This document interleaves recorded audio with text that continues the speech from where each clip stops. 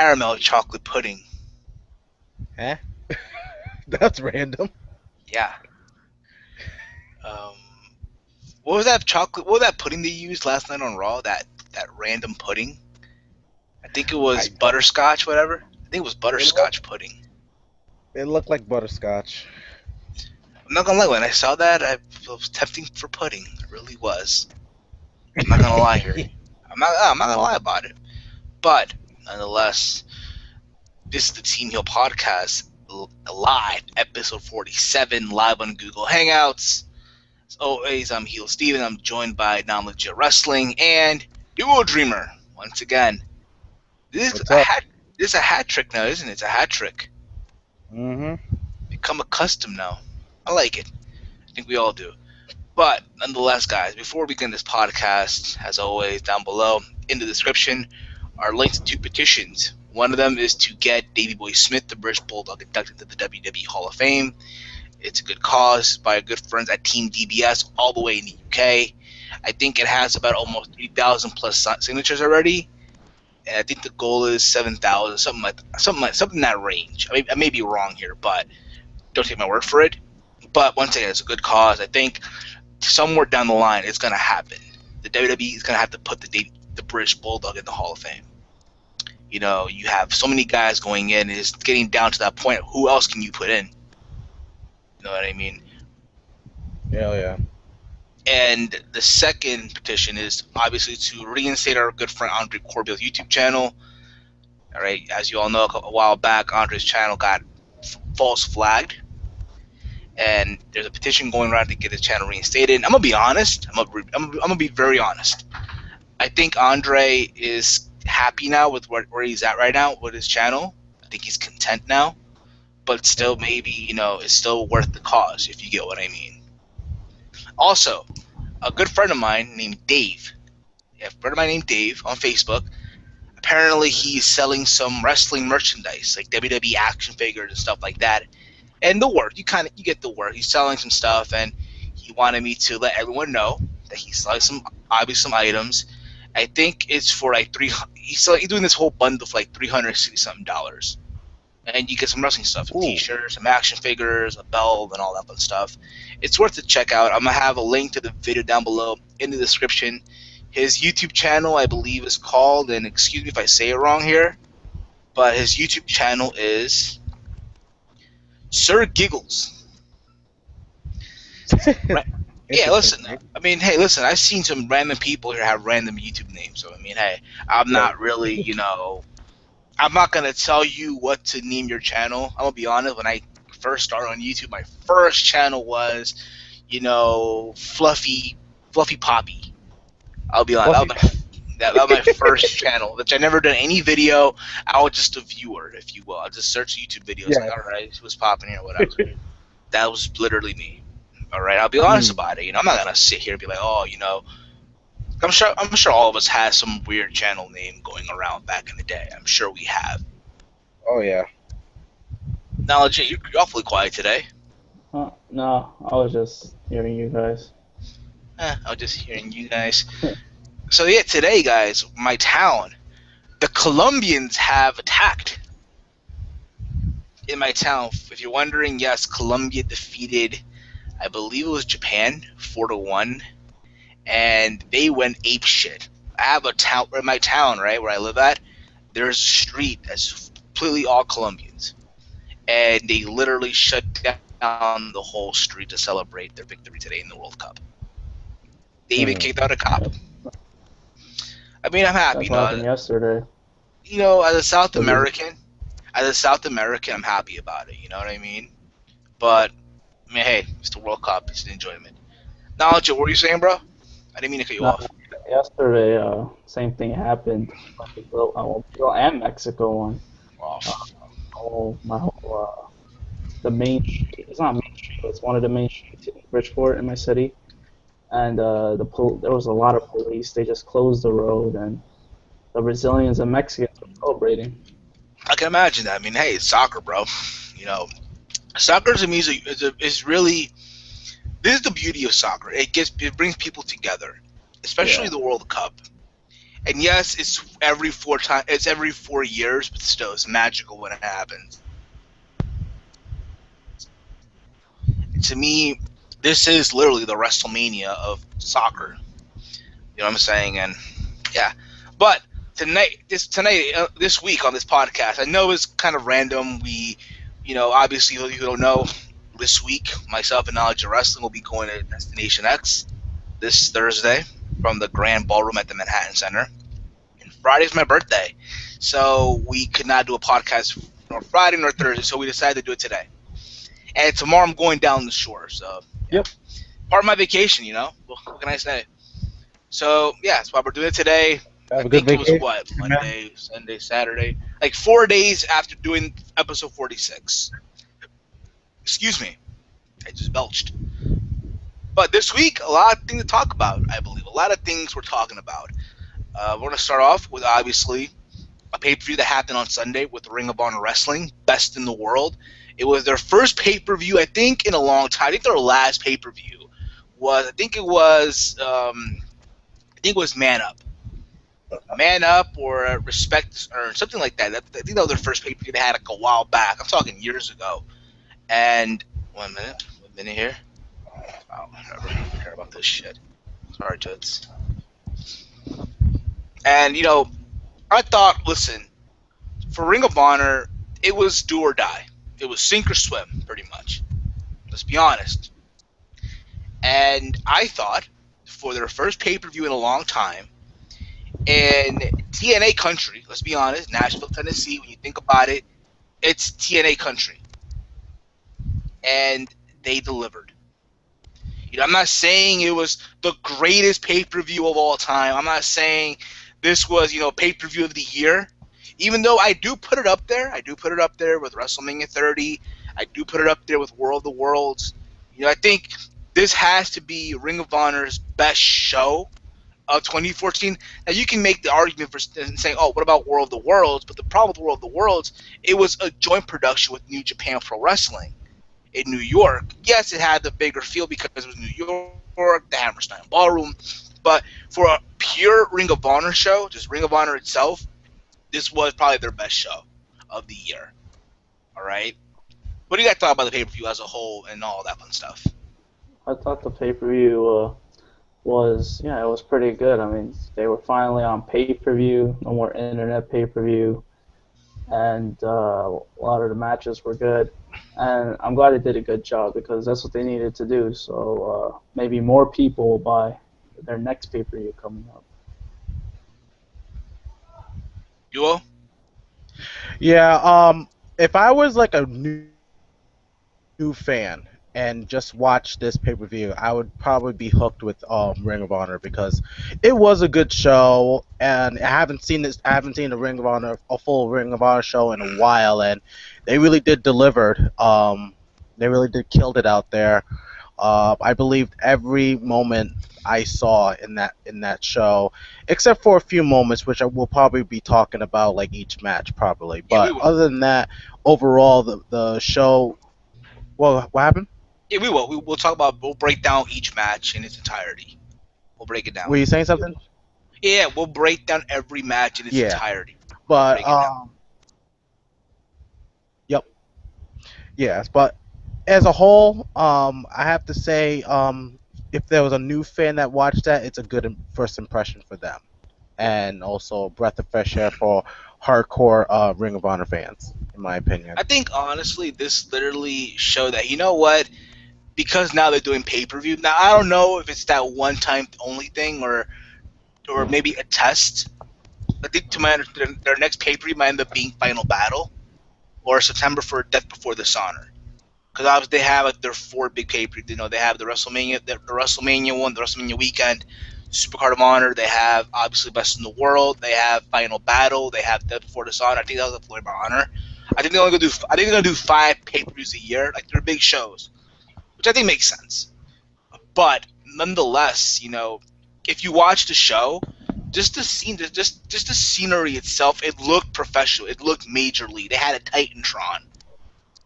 When was the last time you Hmm. saw a Titantron in a Ring of Honor show?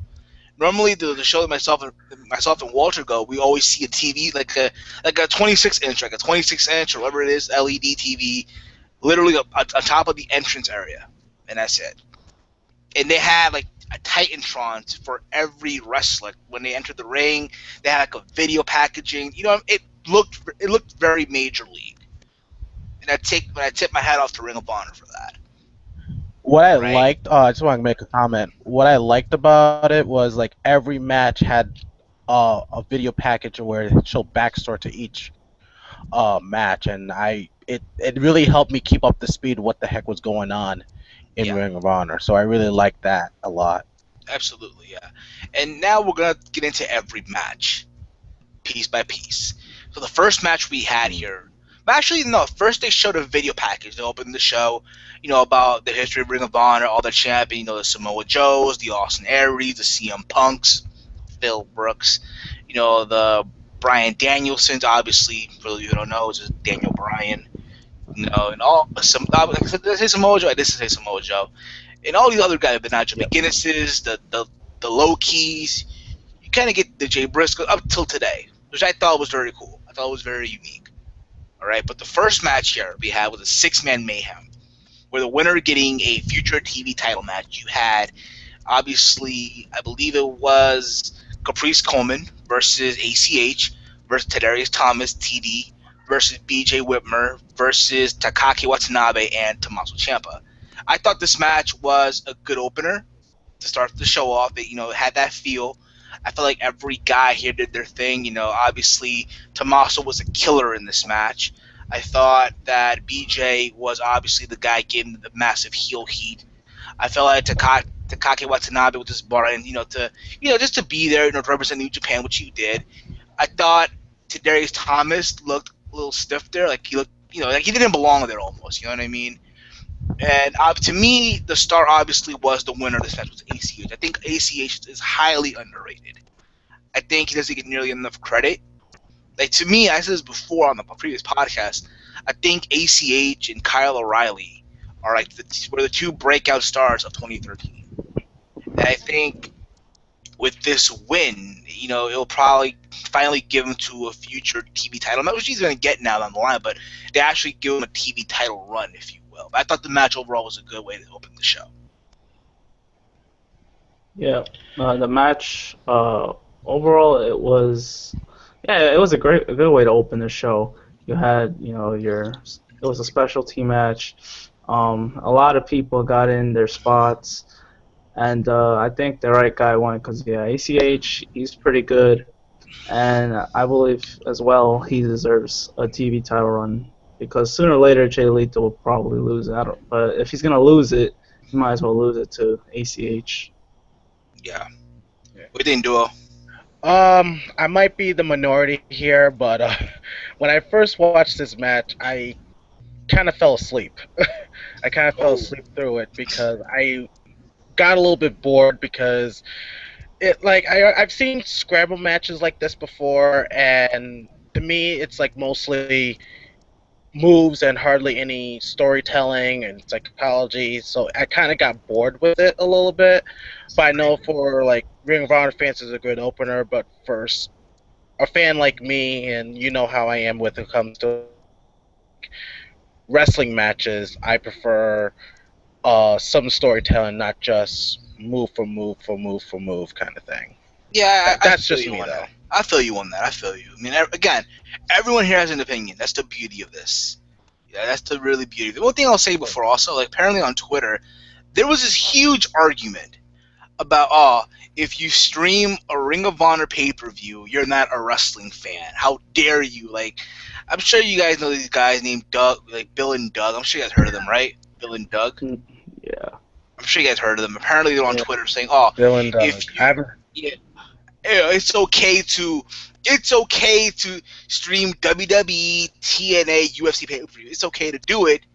But if you stream Ring of Honor, oh my God, you are the enemy. You are you know what I'm saying? Like, bro, get a fucking life, man. Go eat a dick, all right? You haven't been relevant. it, You it's have been fucking relevant in fucking years. You know what I'm saying? Again, listen. Now, I oh don't know god. how.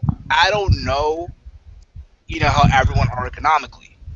Some people were able to, purchase a pay per view. Now, if you weren't able to do it, then I understand. But I think, and we'll get into more of the reviews of the matches, but, people need to understand that, Ring of Honor needs eyeballs on the product. They need eyeballs, obviously. And you got to get it any way you can. Mm-hmm. Work for Tyler Perry. Exactly. Look at Tyler If you think Perry. about it. Exactly. Yeah. So, I Started mean, at hey, boot. Everyone started watching him on bootleg, and then all of a sudden, look at him now. exactly. I'll be honest, I ordered the pay per view through Ustream. So there you go. You know what I'm saying? Hmm. But enough about all that. Now we had the second match. We had Jay Lethal versus Matt Taven with Truth Martini handcuffed to the ring post. Here's my problem with this. To me, this was the weakest match on the card. For me, it was right. To Really? me, to me, Wow. it's like the weakest match on the card. I've seen them have better matches in the past. You know what I mean? To me, it was one of those things. Okay, so Truth Martini is handcuffed to the ringside. He's handcuffed to the ring post, but you have Silesia being the bodyguard, which another way, in layman's terms, all right, so she's obviously in the corner of Jay Lethal, so it takes away the stipulation of having Truth being handcuffed, so he can't move out, he can't move and shit. And then you have to top it all off, you have a chase between Jay Lethal, and it seemed like Matt Taven was about to attack Truth, and he hires a bodyguard. Like, to me, that was like so sports entertainment like. To me, it was. To me, it really was. And I was happy that Jay won. Don't get me wrong, but to me, it was okay at best. For me at least. Yeah, I thought the match. Yeah, it was really slow for me at first. I don't know. I seen them do better as well, and the match wasn't really that long. So, but yeah, I don't know what was the point of Truth Martini getting handcuffed because he just got out of it, and uh, I knew Jay Lethal was gonna retain. But I just hope. I guess Jay Lethal's gonna move on to ACH, so maybe they'll pull out better matches. What do you think, Chris? For what I saw, I thought it was okay. I can't go by how you guys interpret because you guys been watching Ring of Honor longer than I have, so I don't know really much know about the backstory. But for what I saw, it was pretty good. In my opinion, I would have opened the show with that match. In my opinion, I, um, that's me though. But yeah, of course, of other course. than that, it was okay. I'm kind of glad to see Jay Lethal win, but Yeah, to of course, me, yeah. um, I would have just started start the show with that match, and with the whole Truth Martini being handcuffed.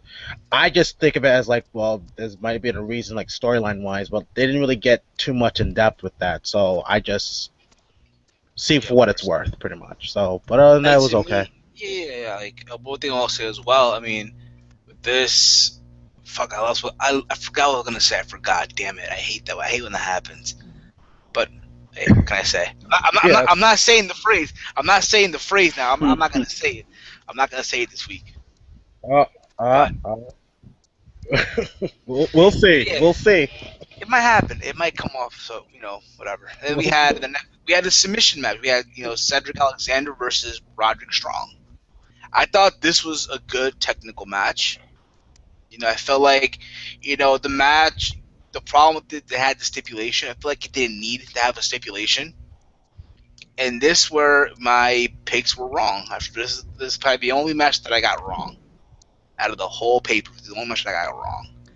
And Cedric got the win, which I think pretty much makes him. It's gonna make him a big deal because you just defeated a former ROH World Champion in Roderick Strong, and which, to be honest, would be probably a Hall of Fame bound for ROH down the line. And I thought this match again was a good match, technical wise, but I just don't feel like it needed to have the submission stipulation. Like, oh, you asked to end in submission because there were spots here that you could have done a near fall or a pinfall. It would have been like a 2 count. You know what I mean? That's just me, of course. Yeah. With this match, yeah, I thought it was pretty good too. Um, yeah, you might be right. Maybe they could have not needed submissions, but they were doing submissions throughout the match. I thought like they were gonna do a few, but I think the right guy won because they clearly want to push Cedric Alexander, and just him beating Roderick Strong with his own submission finisher. That was actually pretty cool. So I don't know what they're gonna do with him next, but I think it's a good win for Cedric Alexander. Duo. I definitely liked the beginning when they were doing the amateur style grappling, and the one spot that really caught my attention with the whole match was the back body drop to the edge of the ring, and I was like, "Holy shit, that's gotta hurt!" And seeing it was a submission match, and knowing Roderick Strong's move set that he does a lot of backbreakers and works the back, I was expecting him to go after the back, and I hardly saw that, and I hardly see Cedric selling that back. So that wrestling person in me kind of felt like psychology's kind of threw out the window a little bit. But other than that, for what it's worth, technical wise, it was a good match. I just wish they continue with selling the back, like Roger Strong going after the back, seeing that his finisher is the Boston Crab, and having Stronghold. Cedric sell that back. But that's just, yeah, the Stronghold. Yep. But that's, like I said, that's just me. I guess that's like me nitpicking a little bit, but It's okay. I like to look at the little things. It's okay, bro. I mean, hey, it's okay, bro. It's okay. All you Yeah. gotta do, is believe. I guess, just gotta believe, you know. But anywho, yeah. Then we had the Yep. next, yeah. Then we had a tag team match. We had Matt Hardy and Michael Bennett versus the Briscoes, them boys. And this match at first was a regular tag team match, and it ended up, with Michael Bennett hitting one of the Briscoe with the iconic world title that Matt Hardy took from Jay Briscoe that he customized himself. And after this, the crowd was chanting bullshit. Typical ROH crowd. They chant bullshit, and I understand, it's pay per view. You don't want to have a match and a DQ on pay per view, especially on their first one. You know what I mean? And I've seen this before. I remember and Nigel McGuinness came out, and he pretty much makes it. They restart the match, but this time no DQ, not the website, no disqualification. All right, and to me, after that, the match became fun. To me, it really was. After that, it was a fun match, enjoyable. There was a spot, obviously, where I think it was Jay Briscoe who put Matt Hardy from the top of a ladder. He superplexed him, and he fell through a table. That was like the holy shit moment. And the crowd was into it. The crowd, went ape shit for that. Let's be honest here. The crowd went ape shit. All right, and again, to my understanding, that's going to be Matt Hardy's final Ring of Honor appearance. To my understanding, Matt Hardy will be going to TNA for the New York tapings to team up with Jeff Hardy. So yeah, but I think overall though, Matt Hardy in this match worked really good. You know what I mean? Mind you, he doesn't get the respect or recognition from the Ring of Honor crowd, but hey, it happens. I'm not saying the phrase, but it happens. But it was Waiting for it. It was a fun match. It was really fun. It was a fun match. It was kind of, I mean, without the no DQ stipulation, I think it wouldn't have been as good because, at the beginning, it was kind of slow. And when I saw it ending the DQ, I'm like, wow, this match was just bad. And then I'm glad Nigel McGuinness restarted it, and you got chair spots and your table spots and that ladder spot. So they used the no DQ stipulation well, and the match just became good. And I'm glad the Briscoes won. And yeah, a lot of people shit on Matt Hardy in ROH. I don't know, but he's good. Yeah, he has his issues in the past, but I think overall he's a nice guy, and he's a decent wrestler, so he could have good matches. Absolutely. What do you think, Chris? I really enjoyed this match a lot. Due to the fact, like, I was a little disappointed that it ended in a DQ at first, and then when they restarted as a no disqualification, I was like, "Yep, this was about to pick up." I will comment that this is the first time I've seen the Briscoe brothers wrestle since I've seen them wrestle when Ring of Honor first started. So I was trying to get accustomed to the way they looked and the way their style was because I was more used to them being very technical in the ring in their earlier days. But other than that, I was hooked. I was hooked on this match, and there were a lot of good moments, good spots, and you know, for whoever's hating on Matt Hardy, I just feel that Matt Hardy did his job in putting those guys over. Yeah. So Absolutely, he did. that's my Absolutely, opinion. absolutely, he did. He did a good job too. Damn, he did a good job. Damn, he did a good job here. And how I- about that Maria? Oh my Oh, God, she's always beautiful. I think she became more beautiful when she left WWE. oh, In my opinion, that's me, of course. That's me. she I didn't think really, she didn't get hurt in You this think so? match. she did. She got hurt later on in the show, but Yeah, No. I think she was. I think she became more Oh beautiful when yeah, she left we'll get WWE. to that. Well, we'll get to that later on in this review. All right, I'll talk about this week. Well, we talk after this. We'll talk about WWE. We'll talk about the six-sided ring, and we'll talk about so much other stuff. All right, but then Mm. after that, we had we had a singles match: Kevin Steen, Mr. Wrestling, versus the last real man, Silas Young. And I'll be honest, going into this, I thought that this was going to be Kevin Steen's final match in Ring of Honor because, as we all know, Kevin Steen has officially signed a developmental deal with the WWE. And I was wrong. Apparently, Kevin Steen is still booked for a couple more dates with the Ring of Honor. I think until the end of the summer. So most likely, his final appearance will be Field of Honor in Brooklyn at MCU Park. And this match itself was a good match. I thought it was good. To my surprise, Kevin Steen won. Right after the match, it had its spots. They both did their usual stuff here. And I thought after the match, Kevin Steen cut a promo putting over Silas Young. And after that, just when you thought that Kevin Steen was gonna say goodbye to the fans, because there was a lot of signs, thank you Steen, please don't go. Actually, our good friend here, Jam in 1998, attended the show. Mm. He was sitting in the second row. His sign actually appeared on the pay per view. And after that, Silas Young comes back in, attacks Kevin Steen. So this feud will continue, unfortunately. Just like just like Matt Taven versus Jay Lethal feud will continue, unfortunately. yeah.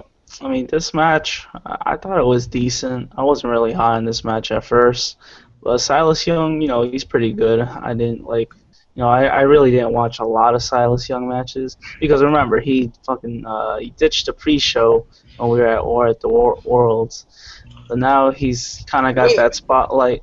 but he beat Mark Huh? Briscoe. But he beat Mark Briscoe in that Yeah, I match. remember that, but now we see him in like in the upper card, because Kevin Steen is The one of last the real top man. guys, and I think he did a good job with Kevin Steen. Yeah, since Kevin Steen won, we all probably would have thought that this would have been his last match, but probably his last pay-per-view match. But he still has a couple more dates, like you said. And I wonder where this feud's gonna go now. I mean, I don't know what to think about it because I'm just like mixed because I thought we should have just ended here, but it's whatever. I really like this match, and I'm actually becoming a mark for Silas Young. To be honest with you, The last the last real I man. really like. The last real man. Yep, I really like his character, and for some reason, he reminds me of Magnum TA. For some Me too. reason, face wise, he reminds me of Magnum TA. But his style is Old, very old, interesting. I was old, seeing that old school. Say that again. like his demeanor, his aura that he has, like very like 1980ish. Sorry. That his aura, like literally his Yeah, aura I mean levels. the guy has Right. And as for Kevin Steen, I was not disappointed by him at all. I mean, I'm a fan of him, and he put on a good match with Silas. And the the fact that he continued being the heel by attacking him from behind, I was kind of like hoping he would do something like that. Even though he shook his hand, I was like, nah, I don't see him just letting him off that easy. And when I saw him, bam, I was like, yep, I'm an instant fan of this guy. And Mm. I don't know. I just think he just looks so old school. He doesn't look like your typical Ring of Honor wrestler, and I guess that's what attracted to me. So Yeah, you know, absolutely. Excuse me, I just belched there. Just belched. Excuse me. And after this, so yeah, this was a good match, and there you go. After that, we had the tag team title match. We had the Bad Influence making their return to Ring of Honor. Well, more more Christopher Daniels than Kazarian, and they faced Red Dragon. This match was good at best. I feel like there was something missing here. mm, Like it felt like it's to me. It felt like a main event that you would see on television, than on a pay per view caliber.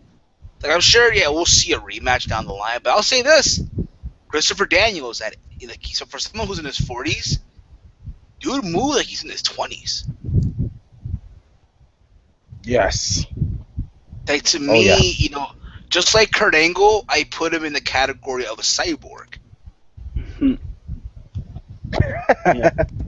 I really do. I think about it. Like, yo, the guy's like 40 something years old. Guys at his age are not meant to move around that way. You know, mm-mm. Still I'm tough. I'm surprised he's 40. He's in his 40 and he's still doing BME, best moonsault ever. Which I think he does have the. I think he does have the best moonsault ever. I think he does. You're not gonna call your finisher the best moonsault ever. If it really isn't. And Right. I think the crowd, in most parts as well, was kind of dead. Like for this match, to me this match, it felt dead by the crowd. You know what I'm saying? Yeah. And one thing that really annoyed me about this crowd in Nashville, they were chanting for every single spot, "This is awesome." This I hate. Listen, I hate. Listen, like come on, like every single spot. This is awesome. I know we see it on TV too, but not everything is fucking awesome. No, But I didn't mind it. But I do feel we're gonna see a rematch down the line. Ended up with Kazarian being submitted by Kyle O'Reilly, who I think is gonna be a singles wrestler down the line. I think the guy is super talented in the ring. I think he is literally their newest version of Bryan Danielson, in my opinion. If you watch him, if you see what he does in PWG, you'll be amazed. Like, mm. you'll be jaw dropped. Like, that is me, of course. But again, I do sense a rematch down the line, and there you go. Yeah, this tag team match, yeah, it didn't wasn't really all that. Yeah, like you said, most of the crowd was pretty dead throughout the beginning of the match. I guess it picked up near the end. Um, but I guess the right guys went over because you don't want, just Christopher Daniels Kazarian coming right in and just taking the tag titles away. I mean, that'd be cool. I think they want to build this up, make it into a more interesting feud. And like you said, yeah, Kyle O'Reilly one day I believe he'll be a single star. I mean, he has that look kind of someone who could do good on his own. But yeah, overall, this was a solid match. Yeah, I have to agree with you guys. It was a very solid match in my opinion too. I did notice that the crowd was kind of dead right at the beginning, but then when things picked up, where the referee just said, fuck it, let's just let them go, pretty much. Like no longer tagging each other, they're just doing their thing, and I think the crowd really loved that. And like you said, Steve, Christopher Daniels at the age of 40 still can move like he was in his early days, and that's just remarkable in my opinion too. As far as like, and I know I'm going to say a lot about psychology wise, I really enjoyed the psychology in this match where Kazarian kept on selling that arm, and became his Achilles heel in the match. And what's his name? O'Reilly? Is that his name? Kyle O'Reilly, the guy that Kyle O'Reilly. I really want to see more of this guy's work because this is the first time I actually seen his work. I've seen Bobby Fish before. He used to work around the New England area, so I've seen him live a couple of times. But O'Reilly, man, I really want to see more of that guy. yeah, the guy is super talented. Like I think he's gonna be Ring of Honor World Champion down the line. I do see it happening. I think in 2 years from now, because let's be honest, which we're gonna get into in a little bit also. But I think if you look at his work in PWG, you'll be just amazed that why the fuck is the Ring of Honor not pulling the trigger on this guy right now? The guy is the guy is hot in the ring, the homo. But you kind of get the idea what I'm saying with that. You kind of get the idea. Yeah. Yes. Maybe they want to satisfy Bobby yeah. Fish. I'll definitely go on YouTube and check him out. Yeah, absolutely. Just search him. If you're not going on that site that I thought, go on that site. I can't say the name here, That site. but the source. But hey, it happens. Oh yeah. Then we had the main event of the evening. We had Michael Elgin facing Adam Cole for the Ring of Honor World Title. I thought this match, let's be honest, all of us going into this, if you follow the storyline of it, Yeah. because they played a video package. What happened? I think one of the live events where they shaved Elgin's mullet. And they had him handcuffed on the ropes, and they shaved his mullet, and then out came his wife, who in real life is really his wife in real life, and Adam Cole put her in the figure 4 lock. I think that right there pretty much told you know what, Elgin's gonna have to win. And it was bound to happen. It really was bound to happen. I'm happy for the guy. I thought the match overall was a good match. I enjoyed it. I thought that the interference, at first, it was kind of annoying, but it helped the match. It really did. It really did. All right. And to me, again, the right guy won, even though I do feel, just like other people who have said it before, who felt that, Elgin winning the title was 2 years kind of late, where it should have happened literally 2 years ago when he faced Davey at Showdown in the Sun Night 1 in Miami. I think that was the moment that they should have given him the title, but hey, it's better late than never. I'm happy for the guy. I really am. I think he deserves it. If you look at his work, like he's literally now their Davey Richards in a way. He's a guy that's going like 30-something minutes, 40 minutes in the ring and just stealing the show. And he does. Every match you see him in, he steals the show. Yes, he may not be the best on the mic. And let's be honest, because this guy on Facebook like, Michael Elgin is a terrible Ring of Honor World Champion. Because, apparently he doesn't have the look, he doesn't have the mic skills. All right. I'm sure in wrestling, and there's a lot of guys who don't have the look. Don't have the look, don't have the mic skills, but they have the in-ring ability. Guys, you kind of get the idea, right? Guys like Daniel Bryan, has the ring ability, doesn't have the look nor the mic skills. You know what I'm saying? But everyone has their opinion. That's the beauty of this. And at the end of it, just when it seemed like it was all going to be over, out come Hanson and Rowe, the War Machine. They take out Bennett and Hardy. And then out comes Mischief and hits Maria with the mist right in the face. Yes. And then after that, Elgin won. Like I said, Elgin won the title, and out came the confetti, the streamers, and they looked professional. There was a moment in the match that I thought was funny too. Elgin hits him with the power bomb, and the referees 1, 2, and everyone throws streamers into the ring, and Adam Cole kicks out. Prematurely. Yeah. Prematurely. And there's a chant, "We fucked up. We fucked up. We fucked up. We fucked up." I have to say that was the best false finish I've ever seen in wrestling history, in my opinion. Indeed. Yeah, in my best false finish ever. Listen, Adam Cole is a talented performer as well. I'm not taking anything away from Adam Cole. I just wish that his title run was booked differently. That's just me, of course. But the guy is only 24 years old. He has a whole career ahead of him.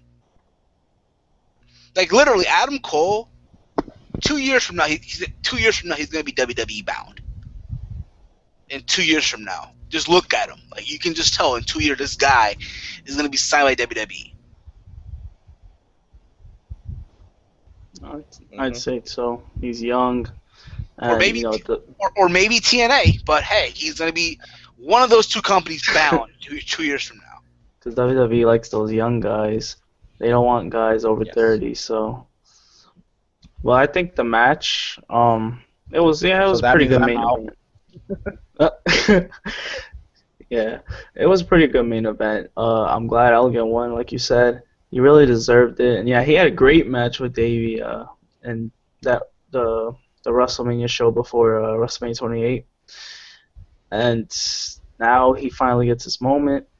Adam Cole, I thought he was a decent champion. Yeah, he probably should could have been a better one, but it was Elgin's night. It was his moment, and I didn't mind the interferences too much because it was they were all part of the feud kind of, and yeah, the right guy went over, and I'm glad for Michael Elgin, and now he's the world champ, so he's officially the top guy now.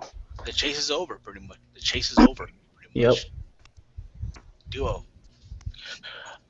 This is actually the first time I actually seen Michael Elgin work, and I really like this guy. The guy's a freak, like a monster freak with freakish strength, man. And I was just hooked on his style. I also like Adam Cole. It's the first time I've seen him work too. Kind of remind me.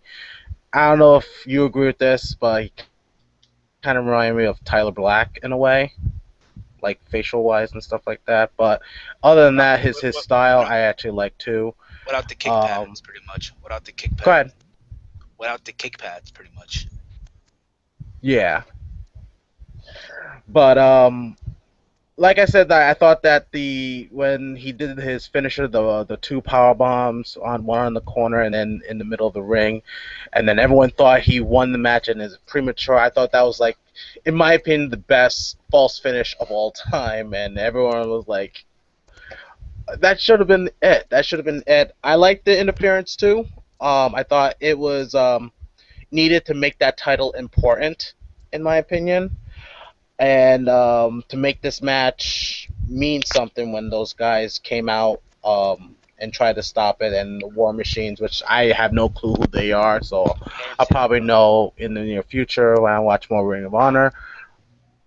But other than that, for what it's worth, the match I thought it was a really good match, a really good storytelling, and uh, I tip my hat off to Michael Elgin and hope he'll be a good champion. And despite what people say that you need the good mic skills, he, for what I see, he is the makers of a fighting champion, and that's what I see in his future. And that is just as good as any other kind of champion, is be that fighting champion.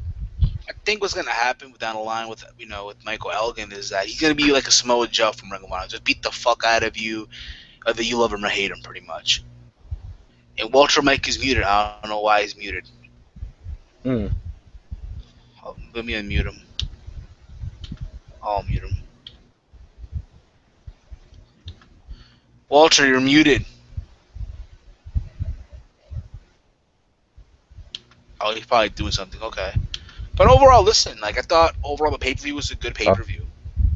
That was an enjoyable pay per view overall. Mm. I thought that what, this literally, I don't know, maybe I'm jumping the gun here. Maybe I'm jumping the gun. But I think this literally made them a mainstream company now. I think they're in that mainstream level that they're starting to be now. Let's face it. Out of all the indie company that that mainstream company that's from the indies as Ring of Honor, if they're being endorsed by WWE, let's be honest, WWE has endorsed Ring of Honor numerous times. They did an article on on WWE.com where they talked about the stars of today who started in Ring of Honor. Daniel Bryan, Seth Rollins, Cesaro, and obviously CM Punk, but that got taken away. Obviously now Sami Zayn coming in from who obviously in NXT is coming soon as Kevin Steen. So I mean, I think for Ring of Honor the future is good. And regardless of the Yes. pay-per-view buy, whether it's high or it's low, I think at the end of the day, the objective of the show is to get the eyeballs on the product. I think that was the Yeah. main objective. And if people streamed it I agree. illegally, then so be it.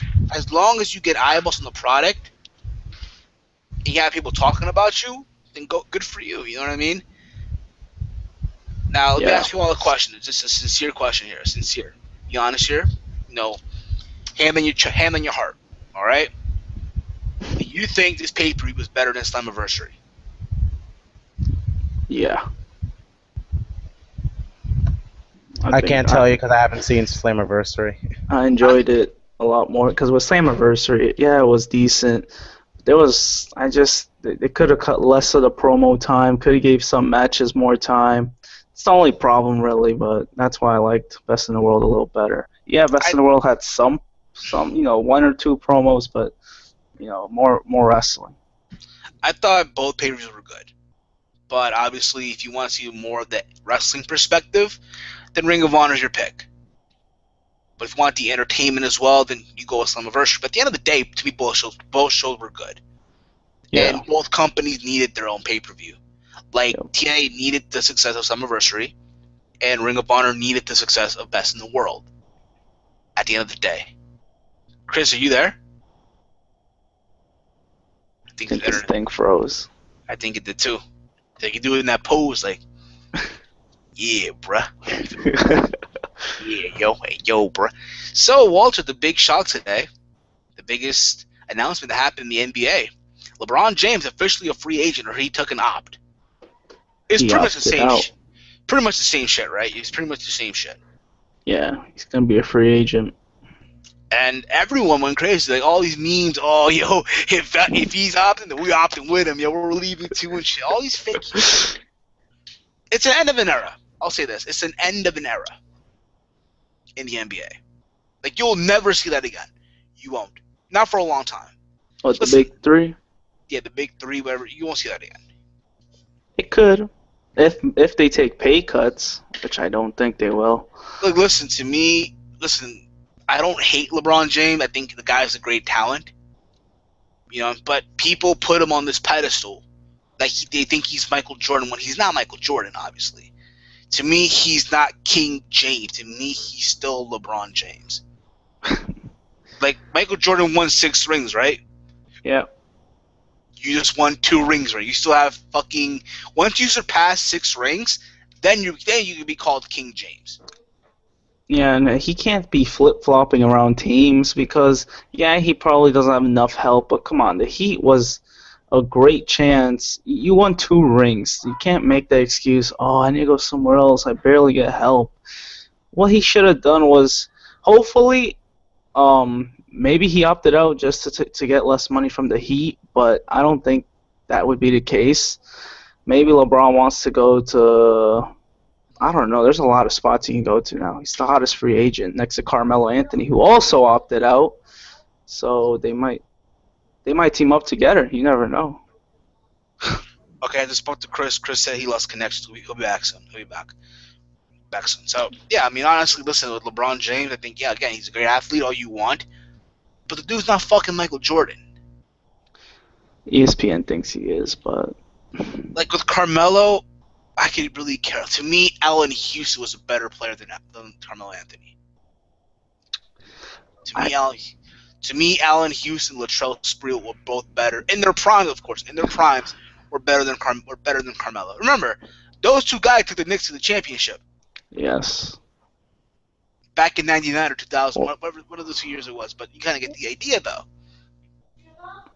yeah. With Carmelo, he just needs more. He really needed help more than LeBron, and he's a great player and all, but you know, he needs to be a little bit more unselfish and stop taking so many shots. But at the same time, I understand the team wasn't good this year, so he had to take as many as he can. And now he's a free agent, so I don't know what's gonna happen now. Chris, you're back. Yes, I am. In Clem Layfield's voice. Chris, you're back. Oh God! Please don't do that. Clem. Uncle John. Uncle John. Uncle John. I think it would honestly. I think that would work. I think that would really work if it happens or not. If he really becomes Clem Layfield on TV, I think it will work. It would. I think it should happen. All right, so now we're not, Raw last night was live from Washington. Was live from DC, Washington DC, and I thought for a go home show, I thought it was a solid show. People were shitting on it. Oh, it's a boring show. It's crap. It's not worth the watch. Whatever. I thought it was solid. It had a good. It had its good moments, and obviously it had its bad moments. But that's what you should be expected from WWE nowadays. Am I Yes. right? Yep, Definitely right. definitely. And it opened up with Stephanie McMahon. She comes out to the ring, and the crowd's obviously booing, obviously, and she calls out Vicky Guerrero.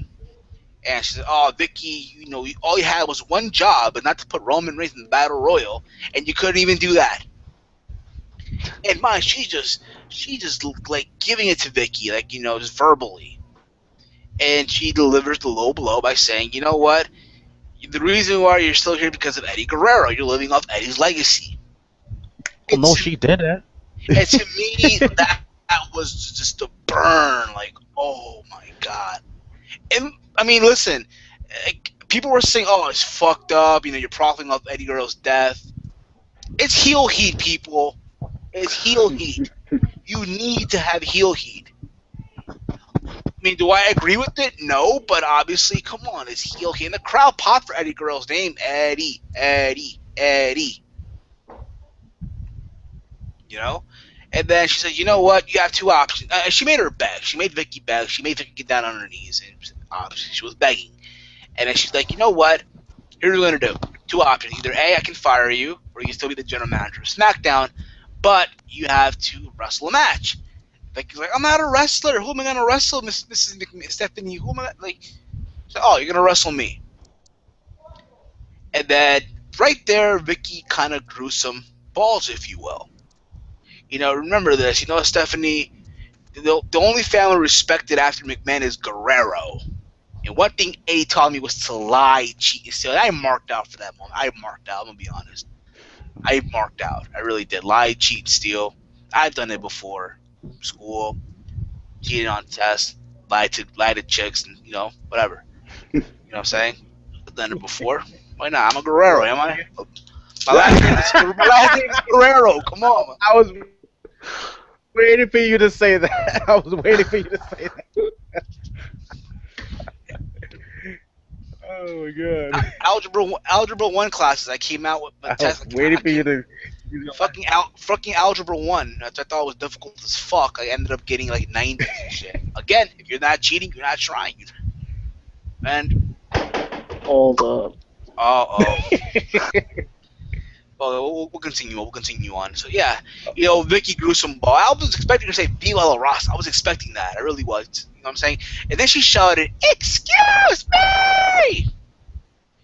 You know what I'm not. You know what I'm kind of surprised by? Vicky Guerrero been in WWE for so long, right? She used that catchphrase, "Excuse me," and they never made a T-shirt off of that.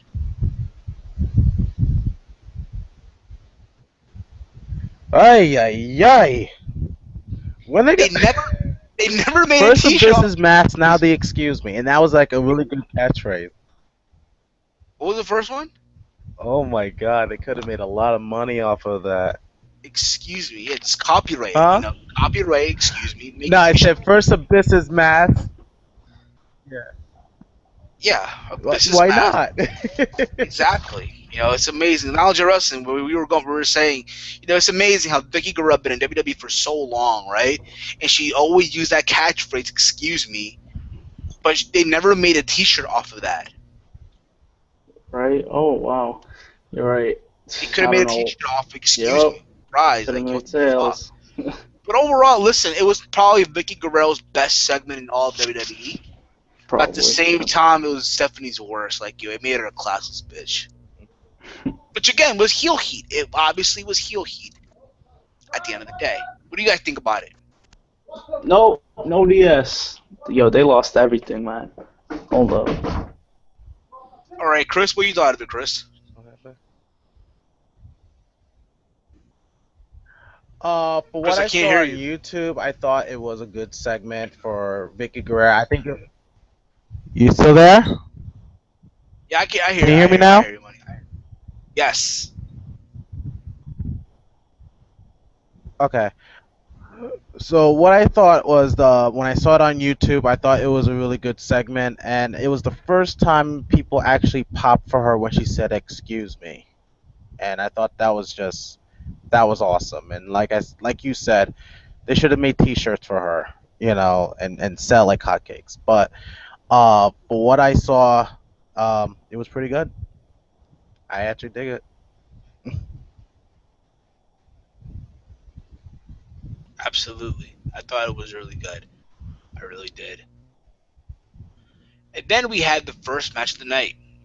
You had Jimmy Uso versus Luke Harper, and this was a squash match, plain and simple, a short match. After that, we had Mhm.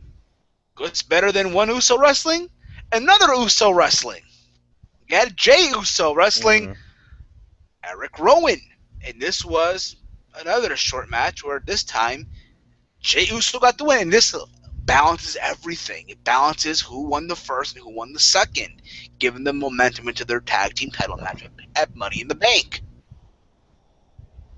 Right. Now, I'll say So they're this, finally gonna wrestle each other for the title. and I'll say this to me, Eric Rowan is probably, a little bland. He's stiff. That's the vibe I got from it.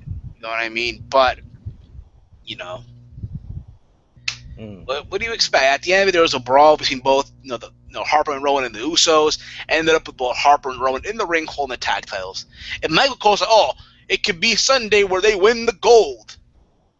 Hello, it's fucking Penny, you fucking idiot. It's not fuck. It's copper. It looks like a giant penny on a belt. Ay, ay, ay. Like, Oh man. Do you expect the White family to win the titles on Sunday? I mean, if you're gonna go in the direction of making Bray Wyatt make be believable that he can, win, then yeah, you have Harper and Rowan win the tag titles. You'll make it happen. But I really would not care if they win or not. I'm gonna be honest. I would not care if they win or not. Okay. Now, this Raw Mm. again, we're not gonna get to every detail of the show. Let's talk about some big things that happened here. After Mm. that, we had, I believe it was Bo Dallas versus Titus O'Neil. It was a short match, short as fuck. Ended up with Bo Dallas Oh. putting Yes. Titus O'Neil in the Bo Dog. Yeah, the Bo Dog. And JBL was like, "Oh, he's gonna be 9-0, nine The and ball. Bo." Like literally, JBL made him to be Oh God's my gift. God. He's an inspiration, guys. The greatest thing that ever happened to WWE, guys. Like, come on, really? Like, listen, I dig it. I dig the character of Bo. I dig it. I dig it. You know, and he won. We didn't see it Mm. happening. All right, I think it's time to really give him. Again. I think it's time to really start giving this guy an actual feud. What do you think, Chris? Hmm. Who do you think? I At think this, he's ready for the next step, and I mean, yeah, I think he's ready for the next step to feud with somebody with this character. I prefer him being that type of heel because I noticed he's also facing heels as of late. He was facing Fandango and now Titus O'Neil, but I really like to see him wrestle someone that he can try to manipulate in thinking that they don't believe in themselves and hence they lose and stuff. So I think he's ready for it, in my opinion. If there's any person I would like to see him work, maybe it's hard to say. I'd say Someone at like this, not even close to hype profile, but at this go point, I ahead. say Santino. At this point, I put Santino. You think Santana? I mean, at this point, I mean, hey, you got to Hmm. have him put up, have him, destroy somebody, make him believe, hey, this guy can kick ass too, right? Or Hmm. if not, bring in Yep. some guy from developmental. maybe El Local, maybe I don't know, somebody. Give him somebody. This is the moment where I wish JTG was Yeah. still with the company. I really do. Mm. Now, if you excuse me, Yep. I'm gonna use laboratory. Would have So, worked. so carry on. For a couple of seconds. I'm gonna use the bathroom. I'll be back. All right. Okay. Talk about anything. All right. Talk about society. Yep. Talk about politics. Talk about sex. Society. You know, gotta He's drain not the to use the S word, huh?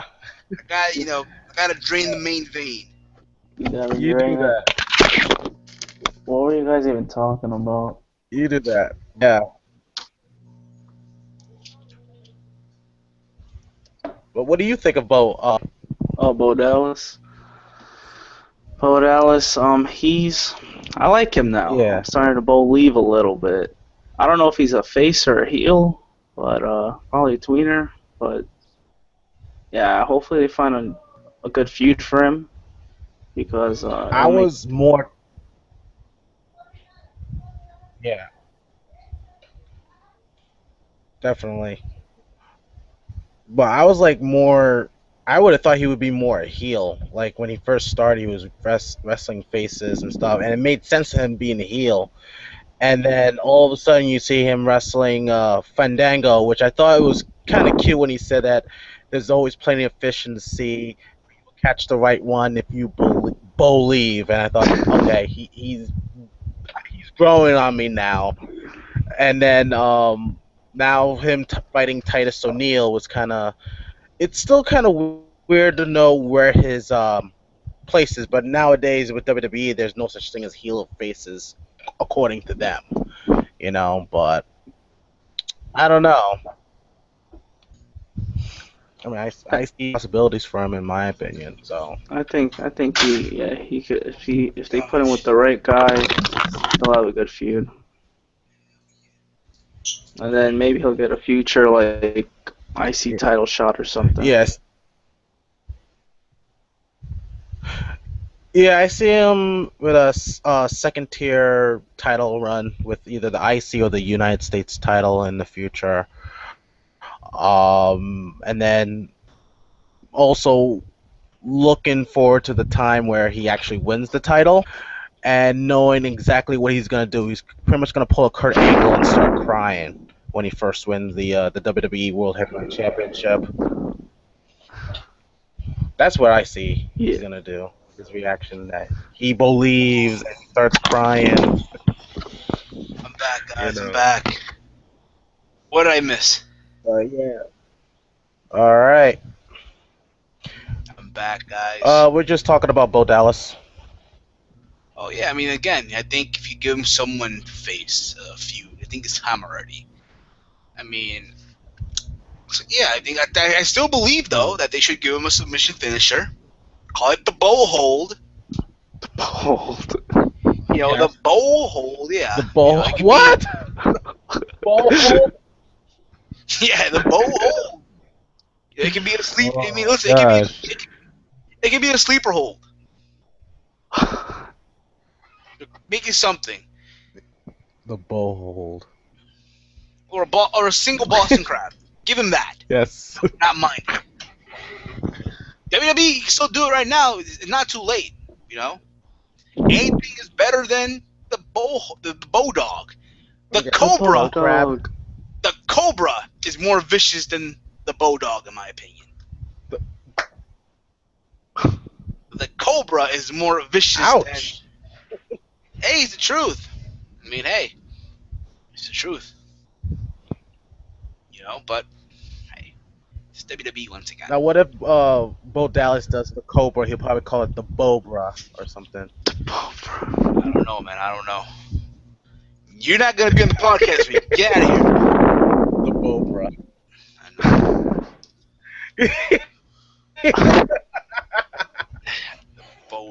The Bobra. Oprah. Yeah, I mean, The Bobra. the Bobra, yeah. The Bobra.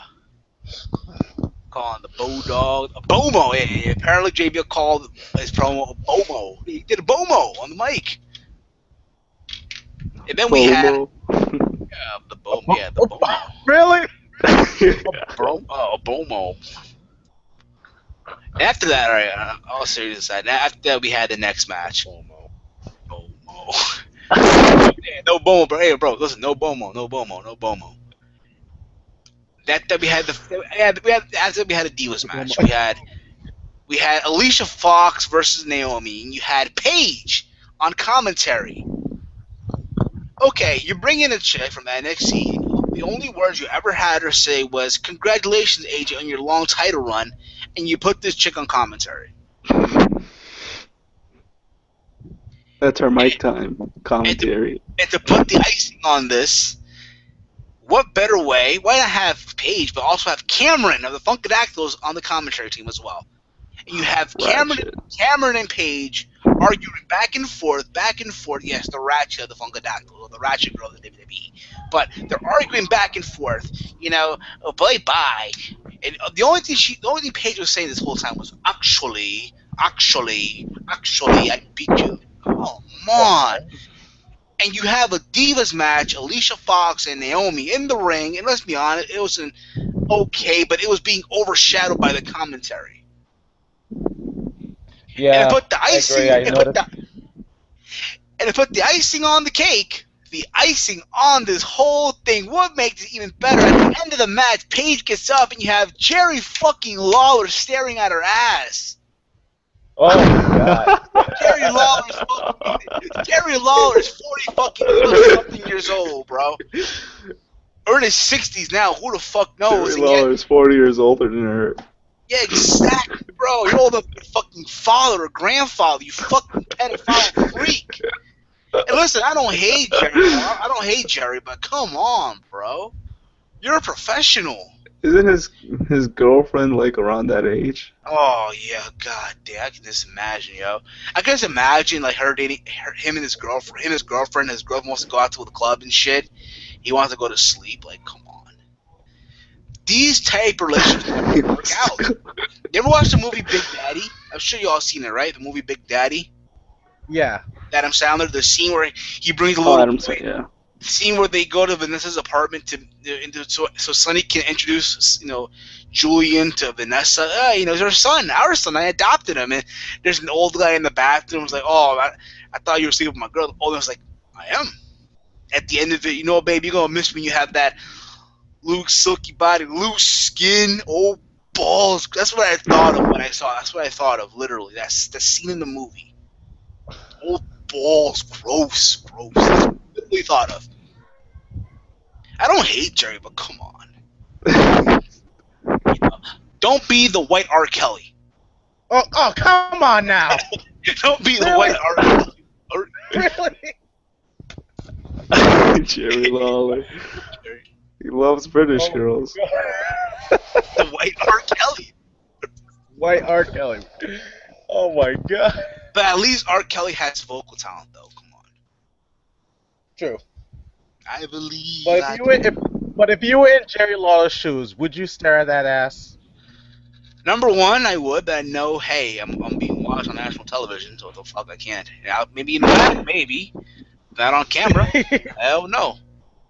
I mean, listen, Paige to me is a lovely girl. I'll give you, she's a lovely woman. She's a lovely woman. She's someone that I would want to cuddle up with at night watching movies. But, unfortunately, what's there? I mean, yes, she can wrestle. Yes, I'll give you that. But it's one of those things with WWE, what they do, they bring these women in from NXT. And in NXT, you can do what the fuck you want to do. Yep. Those matches there are spotless. They're remarkable. They let you go all out, literally. But once you come to the main roster, it's like you're getting watered down completely. Mm-hmm. It's literally the feeling. And we've seen this before. Like, I'll give you a perfect example. Okay. It was Paige versus Emma from the first NXT TakeOver show, or whatever it was. The first one they had on the network.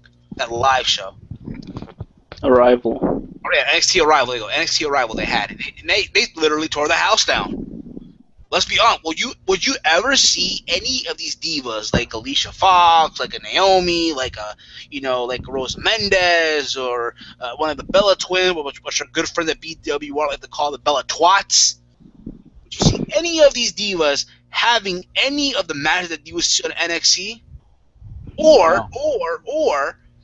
the match from Takeover where Natalia and Charlotte Flair or Charlotte? I guarantee you, the You won't minute see that Charlotte in comes, the main I roster. guarantee you, the minute Charlotte comes to the main roster, she's gonna get completely watered down, Yes. Yeah, which sucks. Yeah. Which totally happens to sucks. everyone. It's a shame. Crying shame because there are actual women there that can actually wrestle, and I wish they can showcase that instead of just showcasing that, oh, they're just models, they're divas and Total, stuff. But yeah, total divas. Like I think honestly, total divas is killing the divas division for the women's you division. think? I Nowadays. think, I think Total Divas. Yes, it could be an entertaining show. I watch it, but I watch it with a woman. I don't watch it with myself. I'll Mm, admit it. I watch it, but I watch it with a woman. But I'm not gonna come on here and fucking review it. You I know, what watch I'm it saying? myself. Yeah, but I'm not gonna. I've seen a lot of guys review the show. I'm not desperate for fucking views. You know what I mean? But the Right. point is, though, I think Total Divas is what's really killing women's wrestling. It's totally killing it, especially in WWE. hmm That's just me, of course. But hey, I I, I thought in my opinion with Total Divas, I look at it as like this is the life of a female wrestler kind of thing, in my opinion. But I do see what you're saying that there are certain things they do that WWE sensationalize when it comes to that show, that kind of gives the Divas division or the female wrestling division not so good of a name, like kind of bringing them back a few years, kind of thing. So I see what you're saying. and to top it all off, to top this all off, after this, you have Paige go up to the ring apron to congratulate Naomi, and she hold the title up in the air for a very long time. You want it? You want it? You want it? You want it? And you would assume because Cameron's out there, she would attack Paige or just scrape her legs from under and have her fall on the apron, right? Yeah, I thought that was gonna happen And too, obviously, yeah. it but obviously it was didn't announced happen. after that. You know what? Money in the Bank gonna have Paige versus Naomi. Honestly, I see Naomi going over. I think from what I've heard from reports that WWE or Vince McMahon is not impressed by Paige, it's gonna happen. They're gonna give the belt to Naomi. And again, Um, it's for Total Divas to Mm. carry the storyline. But honestly, I think what's gonna happen also down the line. You're gonna see a Paige versus Cameron down the line. And if that Yes. happens, and if it happens, I'm hoping Paige is not the Divas champion because the last thing I want to see is a title match between fucking Paige and Cameron, and have Cameron go over here. That's the last thing I want to see right now on my television, on the network, on the WWE network. definitely. I think hmm the reason they're not impressed with Paige is because they're not doing anything with her. She could be so much better, but they have her wrestle random matches with Alicia Fox, and yeah, Alicia Fox is cool and all, but there's more to her, and she's not really, there's no storytelling in any of her matches because she's not feuding with anyone really, and I don't know, I just can't get. I don't know what's wrong with Paige. WWE just needs to fix it up with her. Alicia Fox, I'm gonna get into in a bit too. In the Yeah. next segment after this segment, we're gonna talk about also. What thoughts, Chris? When it comes to Paige, I just see her as a fighting champion. That's all I see. But other than like say a gripping storyline, I don't see that at all. I mean, her first debut in the main roster gets a title shot and becomes champion, and sometimes it's always a risk. And I think this is the one risk that WWE probably should never took. I think they should have built her up a lot more for the main audience before putting a title on her because I'll be honest with you, there's no room for me to sympathize for her at all. Like I feel I like she's almost invincible, and to me that's not a good way to introduce a character like that unless she's like huge and big like China or something like that. But for someone as small as she is, you shouldn't build her up as her being invincible. Like there's no room of me sympathizing for her, in my opinion. I agree. I absolutely agree with that too. So the next segment after this we had was Triple H coming out to the ring to announce who will be the guys joining Seth Rollins in the second Money in the Bank ladder match. As you all know, there will be two Money in the Bank ladder matches. The first one being for the title. The second one will be a regular traditional Money in the Bank match with the briefcase. And they had this golden briefcase. I'm like, where the fuck is Stardust right now? We're gold dust. It's gold as shit. But on the point. And he mentioned he mentioned the guys that were going to join. He mentioned Jack Swagger. He mentioned Kofi Kingston, which I kind of knew was going to happen. Then he mentioned the guy that a lot of us been asking for, and and there was Dolph Ziggler, which is true. A lot of fans complain about Dolph Ziggler not being pushed. Let's be honest here. Let's not kid ourselves. Right? Even though I think Dolph should have been in the first one, not in this one, but it happens.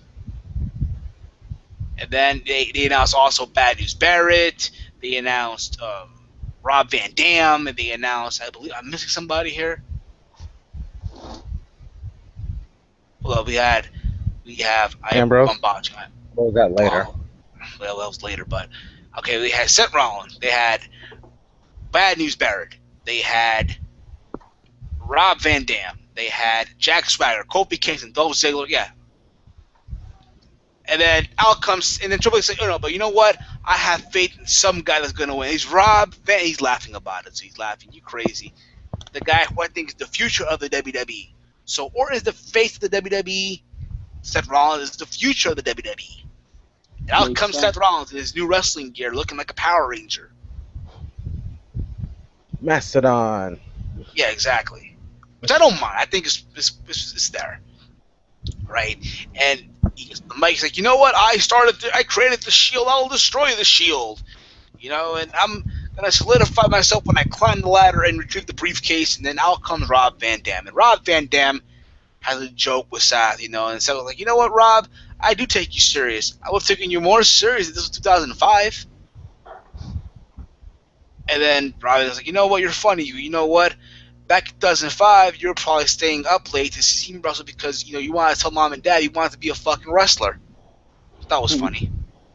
They took a jab at Triple H. Oh, Triple H, back in the day, I think I injured your trachea. Your trachea. There you go. Your trachea. I apologize if I mispronounced it, but back in '02 in that first chamber match. Yes. I was like, burn. Which he did. He really did fuck up his trachea, but. And he continued the match. And they had a match. Yeah, he did. Hey, Triple H is part of a champion. Do what you want with Triple H. And they had a match. They had Rob Van Dam versus Seth Rollins, which was an okay match. I thought this was okay. All right. And just when it seemed that Seth was going to pin Rob Van Dam, which I was expecting, out comes Dean Ambrose. And he beats the fuck out of Seth Rollins. And he does a chase. He then gets to the mic and he says, you know what? I'm going to be in this match, whether you all like it or not. You will put me in this match, Triple H. I will be at the pay-per-view. Regardless, I will mess up your pay-per-view if you don't put me in this match. All crazy, all like shaking and moving his head. You know what I'm saying? Which I dig. I dig it. I dig it. What do you thought about that? I thought it was a good segment. Definitely just to show that Dean Ambrose is gonna do whatever he wants to get into that match. And he basically, got into Seth Rollins' head. And now we should expect a really good Money in the Bank traditional ladder match.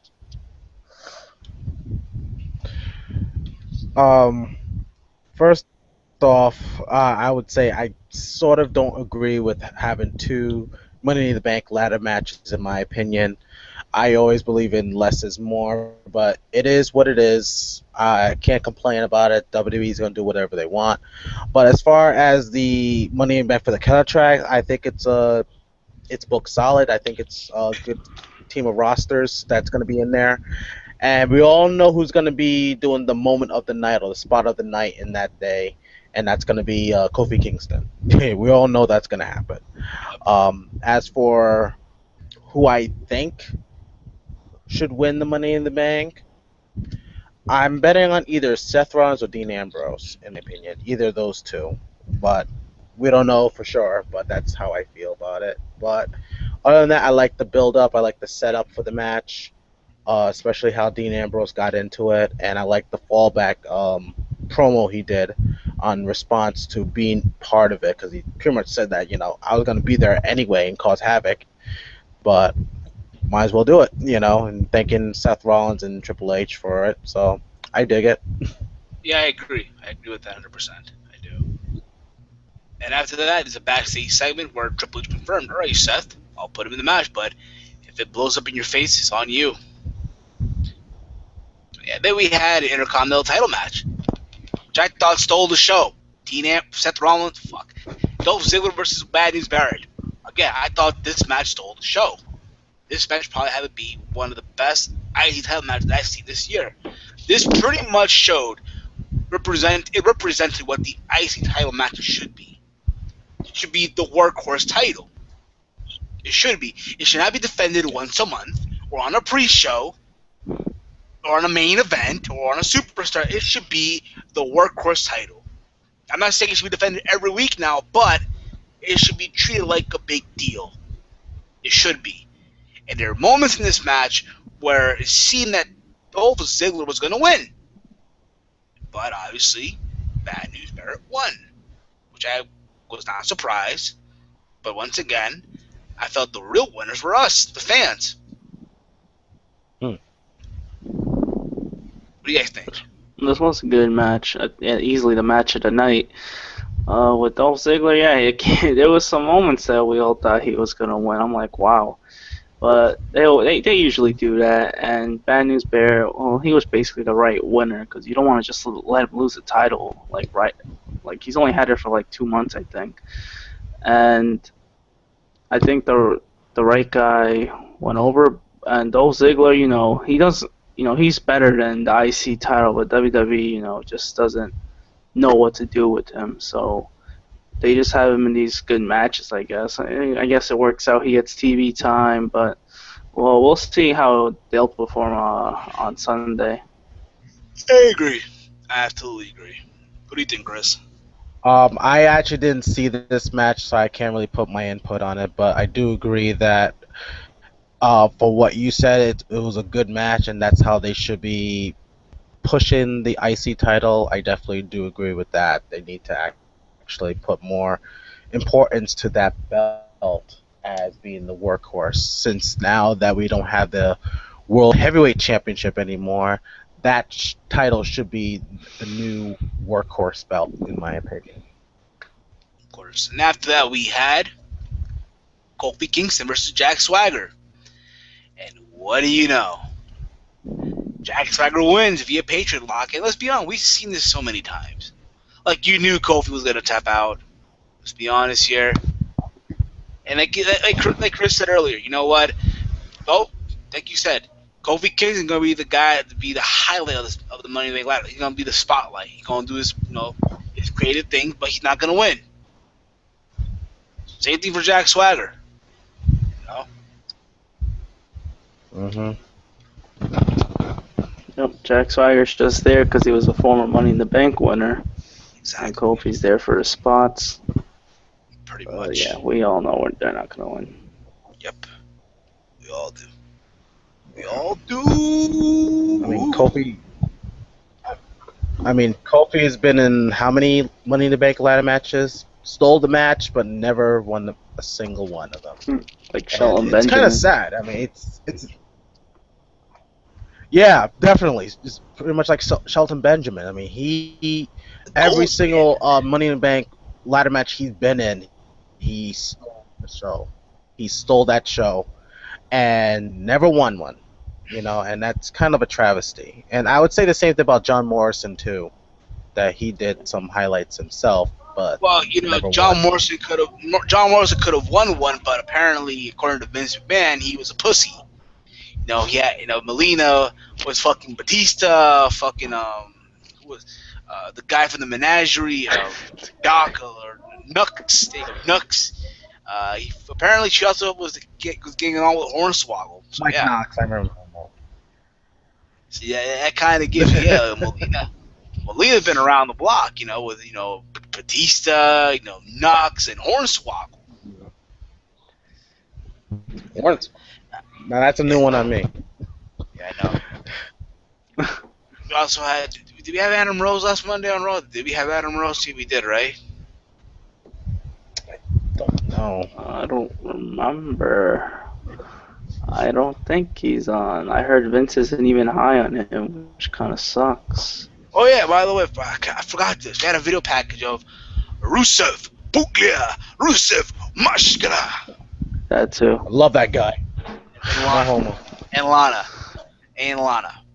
They're apparently across the street from the White House. This is probably filmed like early in the day. And they're pretty much shitting on the U.S. government, the president, and America, us as Americans. Which I thought was okay. But I'm going to be honest, I find Rusev to be bland. Like, I think It's a, the problem is, I think, because you have him with the woman in Lana.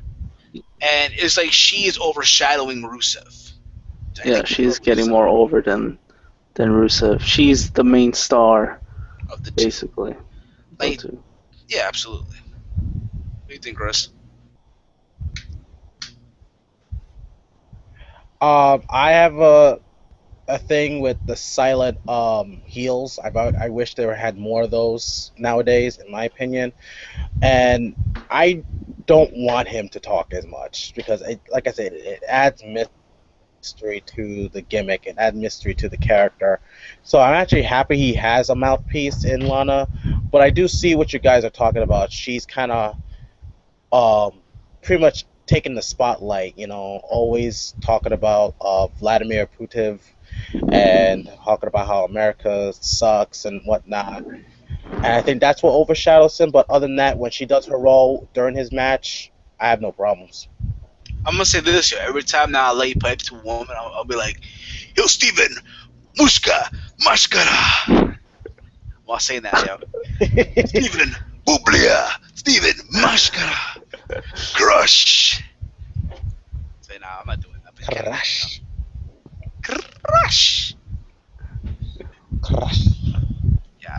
After this, we had obviously Vicky Guerrero versus Stephanie McMahon.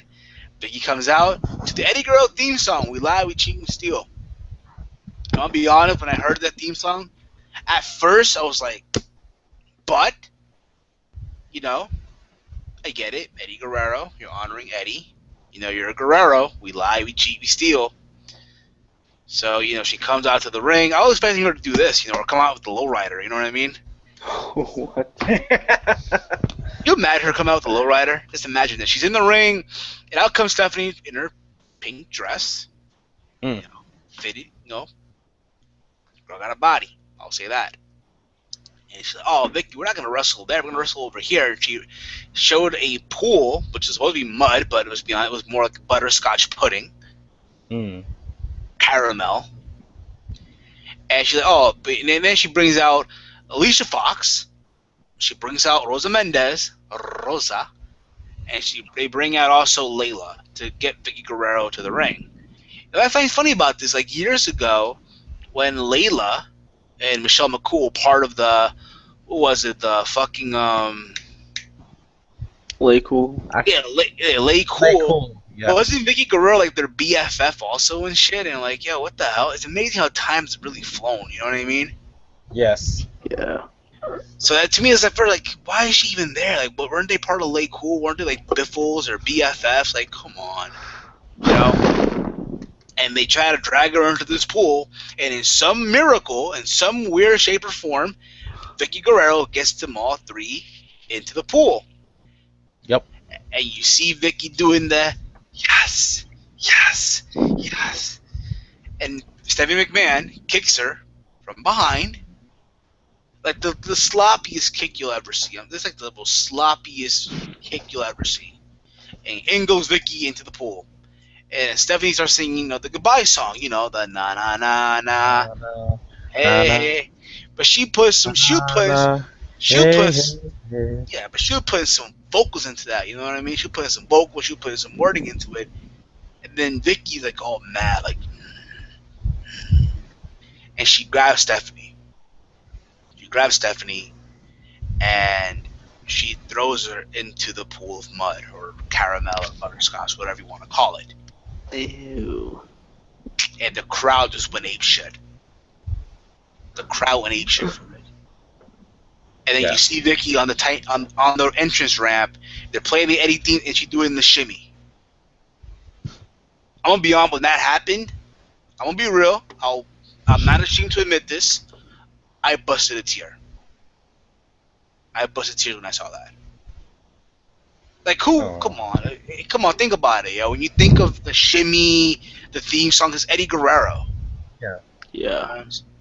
And just to hear that theme song Yes. over after all these years, you know what I mean? Like I'll be real with you, it's hard for me to watch No Way Out 2004. It's hard for me to watch it. It's difficult for me to watch that pay per view. When Eddie won the title, that was hard for me. It's still hard for me to watch. You know what I Finally mean? won it. Yeah, but if you guys watched WrestleMania Rewind with Eddie Guerrero, even that was hard for me to watch. Even that was hard for me to watch. Wow. You know. But I thought, you know what, it was a good send off, Ricky Guerrero. Because let's be honest, you can say what you want about Vicky. And I said it too. I thought she was a waste of time, waste of roster space. But when you've been there for 9 years, it's something. You know what I mean? It means something. And she had her moment. She finally had her moment in the sun. And I wish nothing but the best in the future endeavors. I really do. I thought she was a good heel. She got more heat than almost anyone in the fucking roster. That too.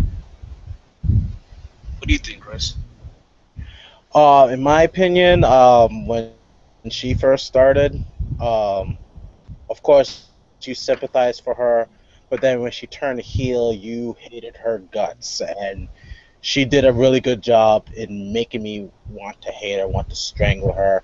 And she had her great moments, making her ass of herself and all. And catchphrase, "Excuse me," you just remember it. That's something that you probably won't forget, is hearing that shrieky voice, "Excuse me." And I know a lot of people have been complaining about how WWE's been treating her, and I bet a lot of fans are complaining that, oh, she should have won the match. But it wasn't about winning the match. It was about, she just got her shot at redemption against Stephanie McMahon, and she didn't need to get the W to be a winner. And she was already a winner when she did what she did to Stephanie, and that was actually the best send off you can give her. It's not always going over on the wrestler to get over. That just doing moments like that, making a memorable moment, is its own reward already. So I have no problems with how they did that with Vicky Guerrero. I agree. I agree. After that, we had a match. We had Big E versus Abraham Lincoln. Honest Abe.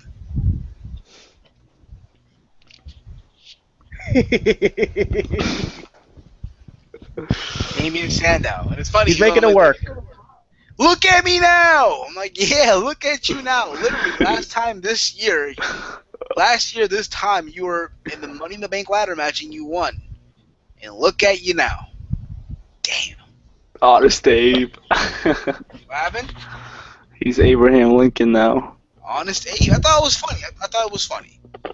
My thumbnail was Honest Abe. Come on, my thumbnail was Sandow with dressed as Lincoln. What's next? What's next? I'm sure. What's next? Elvis? Wherever they go next week. IRS? I think that's the point, though, with the gimmick. What's next? Imagine him going dressed as IRS, Irwin or Sykes. I can see it happening. Oh, good God. I would or Repo, or have him Oh go my out as God. Repo Man. No, not Repo Man. Repo Man. Dude. Do it! Do it! Do it!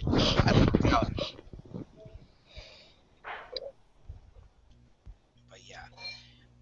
I would love to see him with Lanny Poffo and play as the genius. Or actually, he already done that anyway. But other than that, like, actually play the genius would be awesome. Then he faced Big E, and it was a squash match. It was completely squash. At the end of the bit, Big E got on the mic. He said, "You know what? America is a great country." And he called out Lana and Rusev, and he said it like in a Mr. T type of voice. You all notice that? We said it so aggressively. Yeah, exactly. And then out comes Lana, and from behind, he's attacked by Rusev Bublia, Rusev Mashkara. So yeah, you know, they didn't mind it whatsoever. They're not minded whatsoever, not one bit. I said before, honestly, if Rusev and B can, if it's booked correctly, I think it could work. If it's Maybe booked, Yes. they'll have another match probably. I think so, but who knows really. And then we had our main event. We had we had a handicap match, the rematch from SmackDown. It was 4-on-3. You had John Cena, Sheamus, Roman Reigns versus Bray Wyatt, Randy Orton, who else? Fucking Cesaro, and I'm missing somebody. I'm missing The somebody. boring one. Who? The boring guy. The boring guy? The guy Fuck. who used to come out with a car, had his own ring announcer. Alberto Del Jobber. Okay, Del Jobber. Why is he in this match? Alberto Del Rio. The Rio. And it's funny because early in the night, there's a backstage segment with Sheamus and Roman Reigns talking about the past and all, fella, They're really trying to get over this fella word over so bad. I can just tell. Like I'm sensing a heel turn from Sheamus down the line. Like, I hope so. Back in the day, you and your friends would attack people. Are you gonna attack me now? And then Reigns like, if I wanted to, I was taking you out right now, but I'm not gonna do that. He just leaves. And I believe Roman Reigns. Dude, I believe it. I believe it. I believe it too. And the match itself, it was an okay match. They did their usual stuff here. Yeah. Everyone got their finishers in. At the end of it, Sheamus got the pinfall on Cesaro with the brogue kick. Wow. Here's one thing I'll say also. They gotta get the stick out of Cesaro's ass. They gotta get that stick out of his ass. Seriously. No one wants to see him look like. Oh yeah, the way he walks. He chooses to walk like that. He likes to do that gay ass shit with his arms. I'd rather see him yodel than do that. Like, he's a good wrestler and all, but damn, why does he have to have the weirdest poses? And after that, Kane comes out and beats the fuck out of everybody, and then Triple H says, "Kane, you're in the match." So to me, it's like, all right, what's the point of having the structure match if you're gonna put Kane anyway in the match? What's the point? That should make the match better. Kane in the match. That'll put the asses in the seats for sure. That'll put butts in the seats. If it was like fucking 10 years ago or 15. Oh hell yeah. Oh, you're not gonna say the word. Sit down there. Enjoy yourself, okay? Apparently he won't come out. He's still shy about last time he wrote me this telegram I'm reading here. He's like, I am not coming out. LeBron James is officially leaving the Heat. I'm down in the press. And I was like, come out, knowledge of wrestling will embarrass me. So there you go. Sincerely, the WB. Why doesn't he just bandwagon a team LeBron joins next? You don't hear PS. That would be the cool thing to do, but he's not going to do that yet. Yeah, because he doesn't have a team yet. Oh, you also hear, oh, by the way, ha, Carmelo's leaving. There you go. Bye-bye, Knicks. That means LeBron's joining. Who knows? But so yeah, I mean, honestly, again, like to me, Money in the Bank. What's the point of having Kane? Seriously, if you're gonna, what's the point of having the stretcher match the week before if you know you're gonna put him in anyway? You know what I mean? That's the power of authority. Exactly. Oh, don't forget Roman Reigns sparing Kane. Oh yeah. You see a face-off between Triple H and Roman Reigns. It's quite obvious. They're giving you the hint, the message that SummerSlam is going to happen. Yep. Between Triple H, which I cannot wait for. I'm looking forward to that match. Honestly, I don't see Reigns winning the ladder match. I don't see it happening. No. Believe it or not, people might find it surprisingly, I see Cena winning. Oh, that's surprising. A lot of people see that guy winning. Here's why I say this. I would not mind it if you have Brock Lesnar versus Cena for the title. mind you this. Brock Lesnar right now is a killer. He conquered the streak. You're gonna want to have him get revenge also on John Cena for beating him years ago. Yeah. So why not, right? If it's booked correctly, it would be stupid to have Brock put over Cena at SummerSlam once after he just conquered the streak. It'd be completely stupid. Yeah. It What would about make sense. Cesaro? I think with Cesaro, it's gonna happen, but to my understanding, they're really aiming for Daniel Bryan versus Brock. But I don't think it's gonna happen. Apparently, Bryan is still weak on his arm, and I don't know really. To my understanding, Daniel Bryan. So it's been reported also that Daniel Bryan will be appearing on the pre-show at Money in the Bank. So maybe he'll be interviewed by Michael Cole, could be in the panel, or maybe, just maybe he might appear in the match and retrieve the titles while everyone's down and just get the belts. Just imagine That'd that. be awesome. That'd be awesome too. That'd be fucking, oh my god, I highly doubt it, but that'd be good. Put butts in the, that'll put ass in the seats, right? They'll get the paper. They'll get people to subscribe to the network more. Oh yeah. There you go. TNA has officially confirmed that they will be bringing back the six-sided ring. And let's be honest, they did a voting poll on the site, like we mentioned last week. But let's be honest here, this was a no-brainer. This literally was a no fucking brainer. You knew fans were gonna vote for the six-sided ring. Austin Aries doesn't like it. I get why. I understand. We discussed this last week. Every wrestler has a custom. That's fine. I have no problem with that. I really don't. But I think that overall, it's a start to something. Okay? Now, like Chris, I do agree as well. It doesn't really mean their identity because the guys that were there, like in AJ Styles, Christopher Daniels, Chris Sabin, Kazarian, Alex Shelley, P.D. Williams, guys who put the six-sided ring on the map are gone. Yes.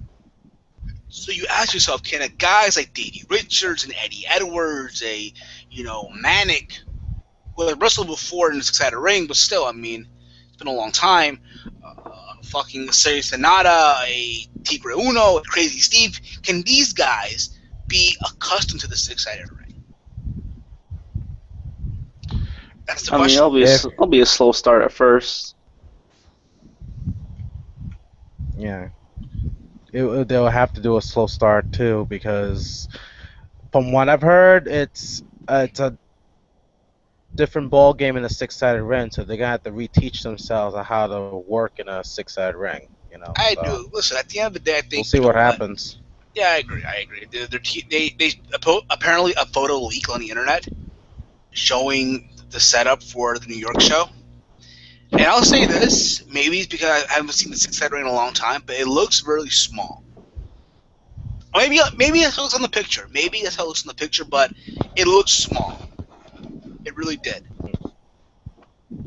But again, maybe that's how it looked on the picture. Maybe that's how it looked, because of the venue. But maybe once we're there live, Walter, we'll see a different perspective. Yeah. It's also been reported that the Hardy Boys will be returning at Destination X. Yay. So I'll get to meet Jeff Hardy, not Willow. But maybe Willow might come out. Oh, fuck. Please don't. No, I'm saying Jeff Hardy will probably come on. Then maybe the taping later, he'll come out as Willow. No, apparently it would be a match. The Hardy Boys versus some, I don't know, maybe Bremen Magnus. Magnus. I want to be Magnus. Everyone's going to be marking out for the Hardys. You got to say Magnus. No one's going to be marking out for that guy. I will. Magnus. I will. I'll be fucking up on my seat. Let's go, Magnus. Magnus sucks. Fuck you. All right, and yeah, apparently also appearing on the show will be Brian Cage from Dragon Gate USA, and also, he's also one half of the fucking what's it called, the Unbreakable FM Machines with Michael Elgin and PWG, and also appearing on the show is Low Key. Oh yeah. So yeah, The return guys. of Loki. So yeah, I cannot wait. I think it'll be a good show. Also, Ryan will be there. I think, to my understanding. Oh, Tommy Dreamer. So I can't wait. Overall, I can't wait. I'll be bringing my WWE encyclopedia because you never know. You just never know. I just hope that this is WWE, so we can't sign this. Going to TNA. So That'll be stupid. You know what I found out today? This week I found out What? that Bully Ray is dating Velvet Sky. Yeah, I know. And I posted a picture. I'm like, yo, Chris Sabin. What? How the fuck you let Bully Ray take your bitch? He is fucking your chick right now. He's fucking your woman.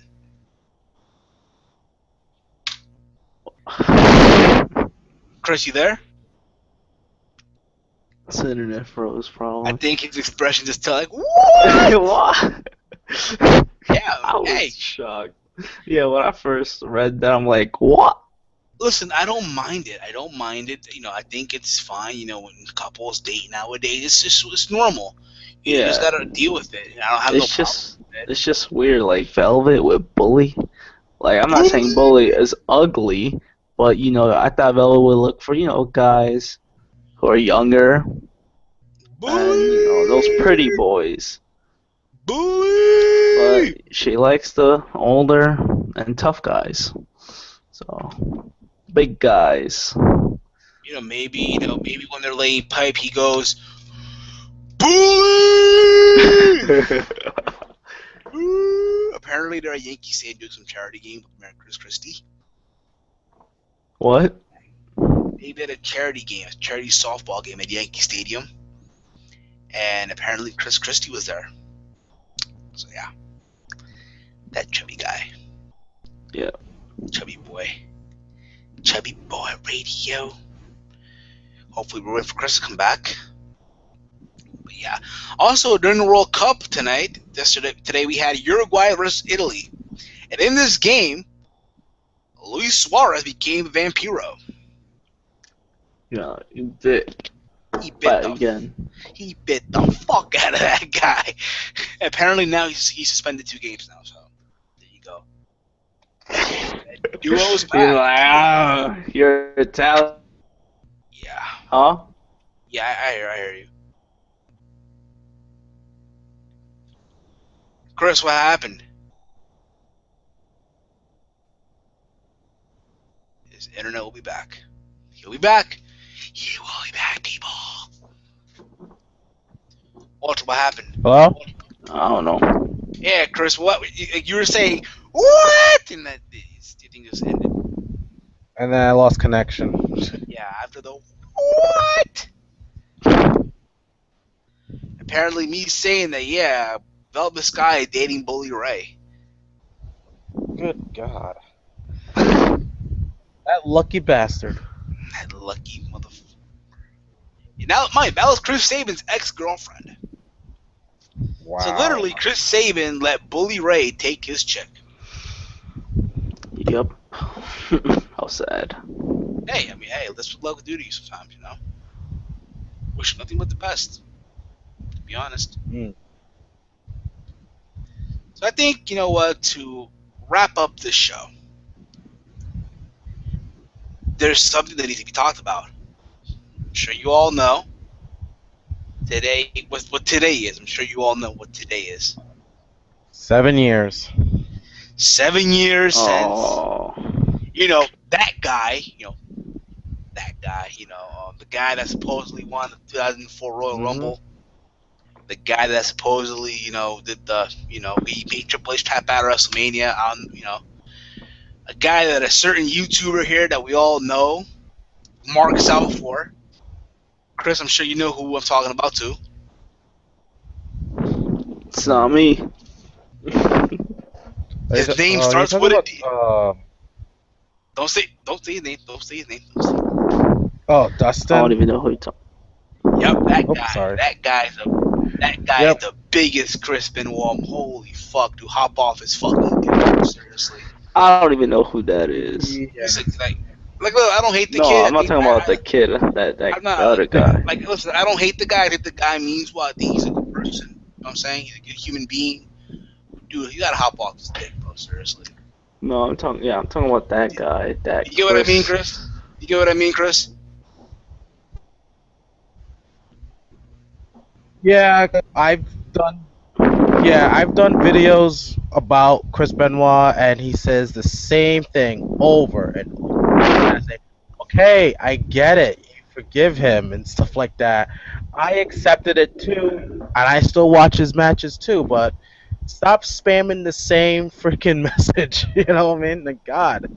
It's like I'll do Oh my I'll do God. a I mean, video. it's Let's say like I you can do a know, I video. I can do a video. Sorry, I forgot there's a delay from viewing. There's a delay, but it's like I can do a video. I don't know. Maybe it could be on Hereditary and the environment, and he's like, "Hey, we thoughts on Chris Benoit?" I'm like, "Bro, I don't give a shit. I don't mean to be a dick, but I just don't give a shit. Look at me wrong. Yeah, Benoit is a big part of wrestling history. Yes, but I don't give a shit. It's been 7 years. Let it go. Let it go, bro. Let it go. Get a hobby. Let it go." and it'd be videos that had nothing to do. Like I've had videos that had nothing to do with Chris Benoit, and all of a sudden he's posting about Chris Benoit. I'm like, dude, I I know. I said you and I know that I'm still a fan of his work, but I do not shove it down people's throats. You know what I mean? I don't shove it down people's throats because everyone has their own opinion about Chris Benoit. I have my own opinions. Everyone else does, but shoving it down people's throats is not going to win people over to the Chris Benoit bandwagon, in my opinion. And then, like, You I know, remember so I remember a couple weeks ago. Apparently, I'm sure you all know Mitch from the Wrestling Gurus, right? Yeah. Apparently, he interviewed Chris Benoit's son, Daniel Benoit, who wanted to be a pro wrestler. Yeah. And this whole week, the guy's like, "Hey, bro, want to know your thoughts?" I'm like, "Bro, I don't give a shit because number one, I'm not big on the Wrestling Gurus. I'm not big on them.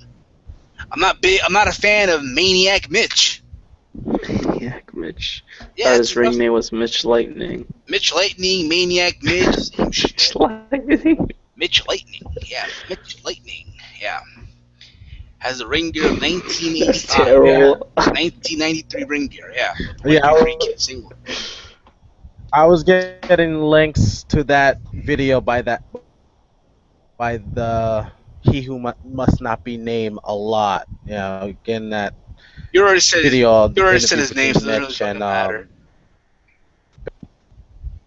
Like, listen, if you're watching this, Dustin, listen, if you're watching this, don't take this personal. We don't hate you.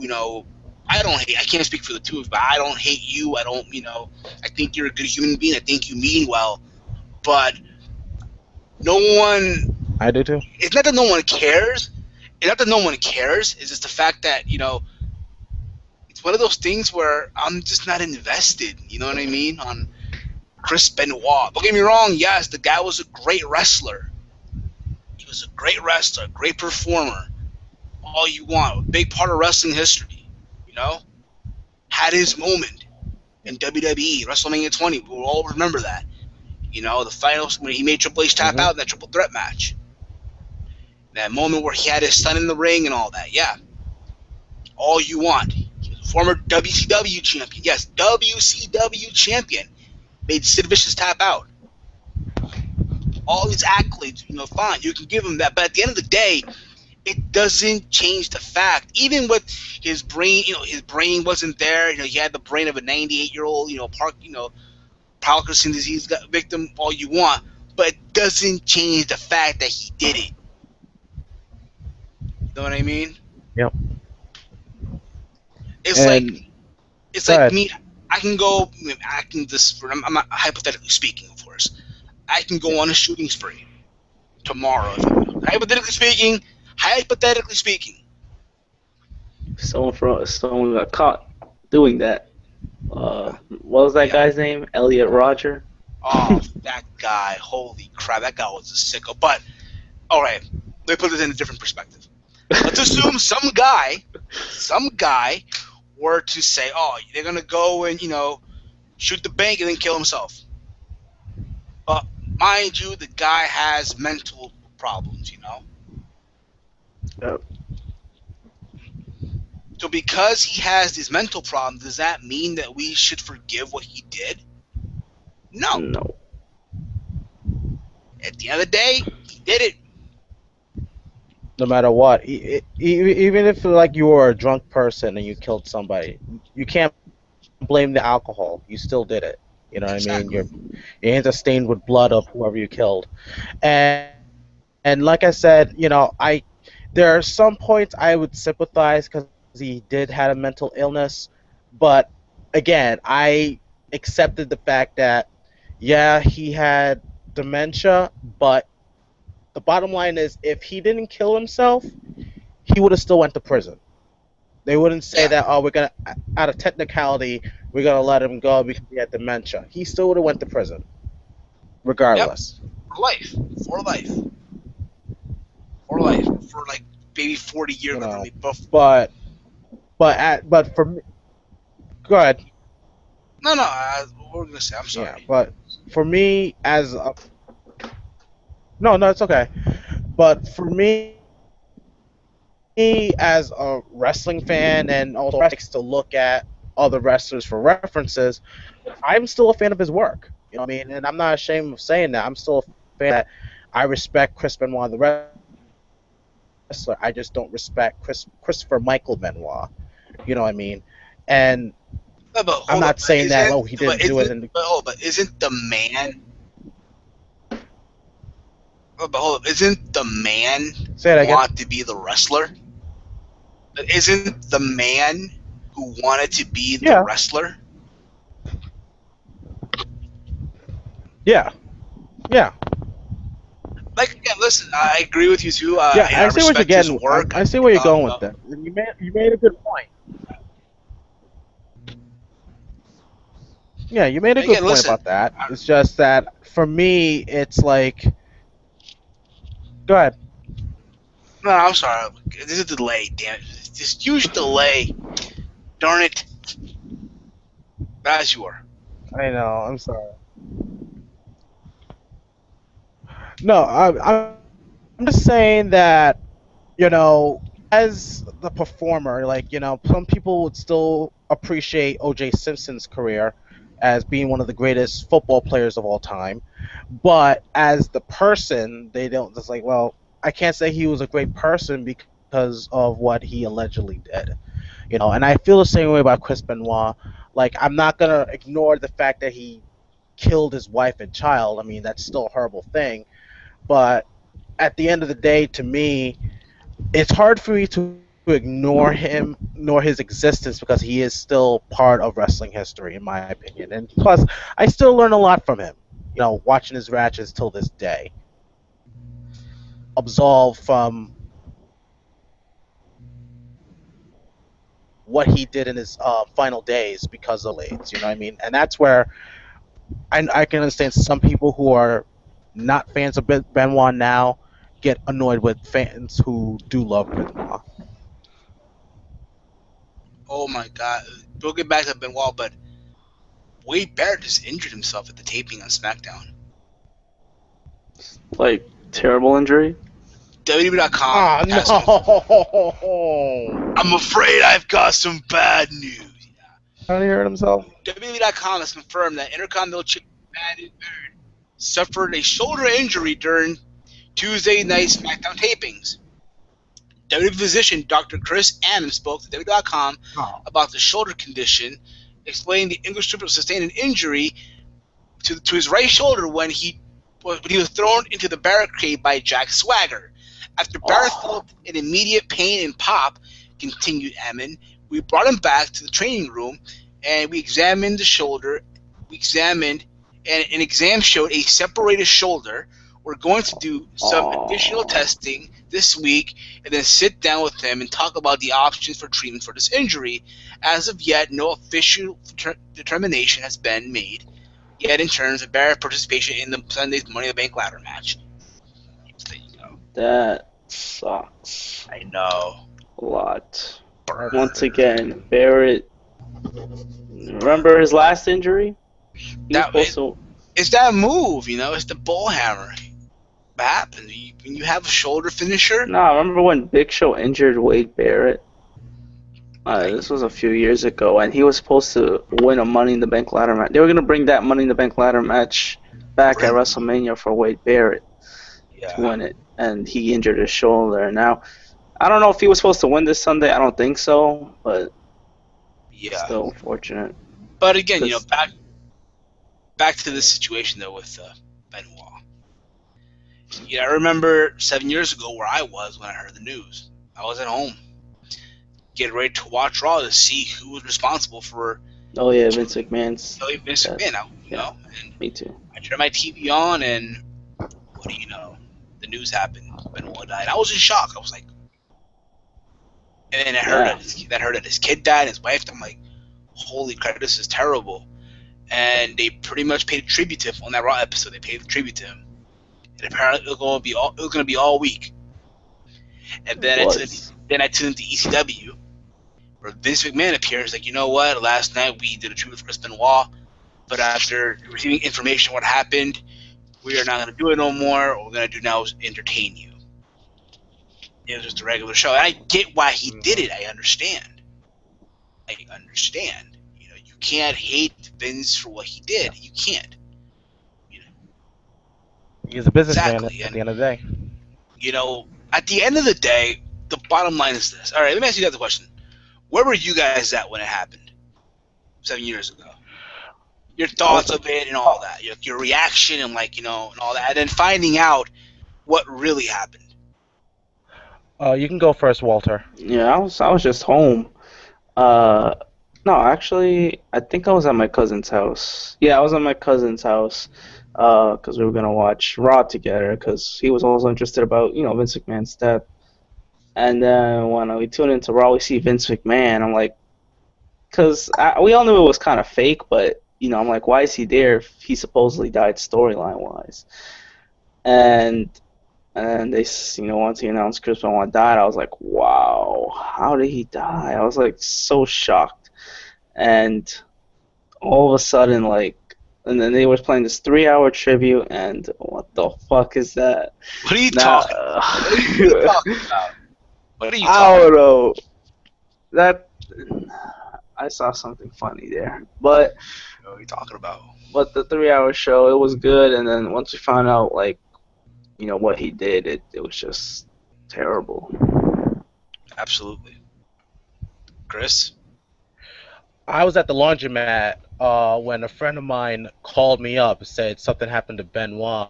And I was like, "What do you mean? Like something happened to his wife?" He said, "Yeah, they found out that his wife was killed." I'm like, "Damn!" And I didn't really think much of it. And then when I came home to go online, because I don't have cable, so I went online to check on what's going on with WWE, and also I see Benoit's picture saying he passed away. And I'll be honest with you, I broke down in tears because he was actually one of my favorite wrestlers of all time. And I was like, it was during that year where a lot of wrestlers were dying like flies in 2000. What year was it again? Oh, Do you seven. remember? 7. Yeah, oh, 07, yeah. 7 years. Yeah, Think, '07. Like it was that year. A, a lot of wrestlers died out, and I was like, why did it have to be him? And then the funny thing that happened that night, I was online with WWE, and I noticed like a lot of his information was disappearing. I'm like, what the hell's going on? And then to find out from another friend, they said that he killed his wife and his child and then himself. And once again, I broke down because I said to myself, I don't want to remember him as a murderer. And for years, I was in denial. And I'll be honest with you, I was in denial, thinking about conspiracy theories. And it was recently, I think last year, when I came to grips and just accepted the fact that he did murder his wife, murder his child, and killed himself. You know what I mean? It took me that long to accept it because, it really hit home. It really hit home for me. And plus, I was a wrestler during that time too, so it kind of hit home for me from a fellow wrestler to another. You know what I mean? absolutely, I agree. I agree with you on that. And to me, where I was home, like I said. I was home. And I hear what happened. I'm like, wow. And then I find out what really happened. What really, really happened. And I was just lost for words. Like, I can't be a fan of his. I really can't. I didn't want to hear his name for a while. I really didn't because I didn't want to believe it too. And then Mm. years passed on. I'm like, you know what? I'll say this: the guy was a great wrestler. All you want. I respect his wrestling career, but I don't respect his humanitarian. His humanity, him as a human being. But then again, it goes back to what I said earlier. It's the man who wanted to be the wrestler. And Right. I remember what was it? I think it was on the page. I think it was last year. So I think Alec Abram, I am Abram WWE, posted this stupid fucking retarded article of fucking it was Kevin Sullivan responsible for this shit. I'm like, dude, really? Grow the fuck up. Hey. Like, to me, I was pissed at him. Like, dude, why the Hey. fuck would you post this shit on the fucking page? Like, I want, you know what I'm saying? That's because, be honest, Chris Benoit's name is a controversial topic in wrestling, or whatever it may be. It's a controversial topic. It's controversial. A Oh lot of yeah. people have a different point of view, and that's fine. You can't change someone's point of view. You can't. But when he No. wrote that, the whole reasons, I'm like, dude, really? Like, these people were fucking dead. Like, if you think about it, we'll never know because we weren't there. We'll never know what really happened. It's like Tupac dying or Biggie dying. Nope. We'll never know. We weren't there. And Nope. again, it's really sad too because literally what he did in those final 3 hours of his life overshadows what he's done in wrestling. Also. Mm. So there you go, 7 years. I'm not gonna say, oh, rotten hell, this and that. I'm not into the arenas. I'm not that. But you know what? No. It's part of life. Just move on. Yeah. Yep. And to this person that we're, move on, grow up. So yeah, Yeah. I don't hate the guy. I don't hate the YouTuber either. But it's like, dude, it's not always about Chris Benoit. So yeah, this is pretty much our thoughts overall. And Yeah. if we offended anybody, we apologize. If we upset anybody, we apologize. But there you go. This wraps up this week's podcast in a very controversial ending, I would say. Yeah. It had its bumps, it had its up and downs, We discussed certain things, and, there you go. And, yeah, guys, once again, thank you all for tuning in, like every week. Thank you, Knowledge of Wrestling. Thank you, Duo Dreamer, for joining in once again.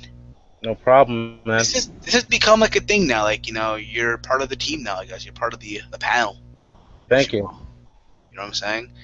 So most likely you'll be back next week. We hope you'll be back next week. Oh yeah. Most likely you'll be back to Friday. It's back to Friday. We hope. Wait, oh no, it can't be 4th of July. Fuck. 4th of July. So it'll probably be next Wednesday. We'll be back next Wednesday for the podcast. And for next week, what we're probably gonna do is a Q&A. Okay. We're gonna do a Q&A. I'll post it on the page, and I'll spread it everywhere. You'll ask us questions, and we'll answer them. Pretty much. That's what All right. That's what we're gonna do probably. If depends what questions we get sent in. And hopefully by next week, I'm gonna try to get these live calls going in as well. Live calls from people. Awesome. I think if it could work, great. If it doesn't, then oh well. It is what it is. Fuck, I said it. Ah. It is what it is. Hey, it is what it is, man. Fuck.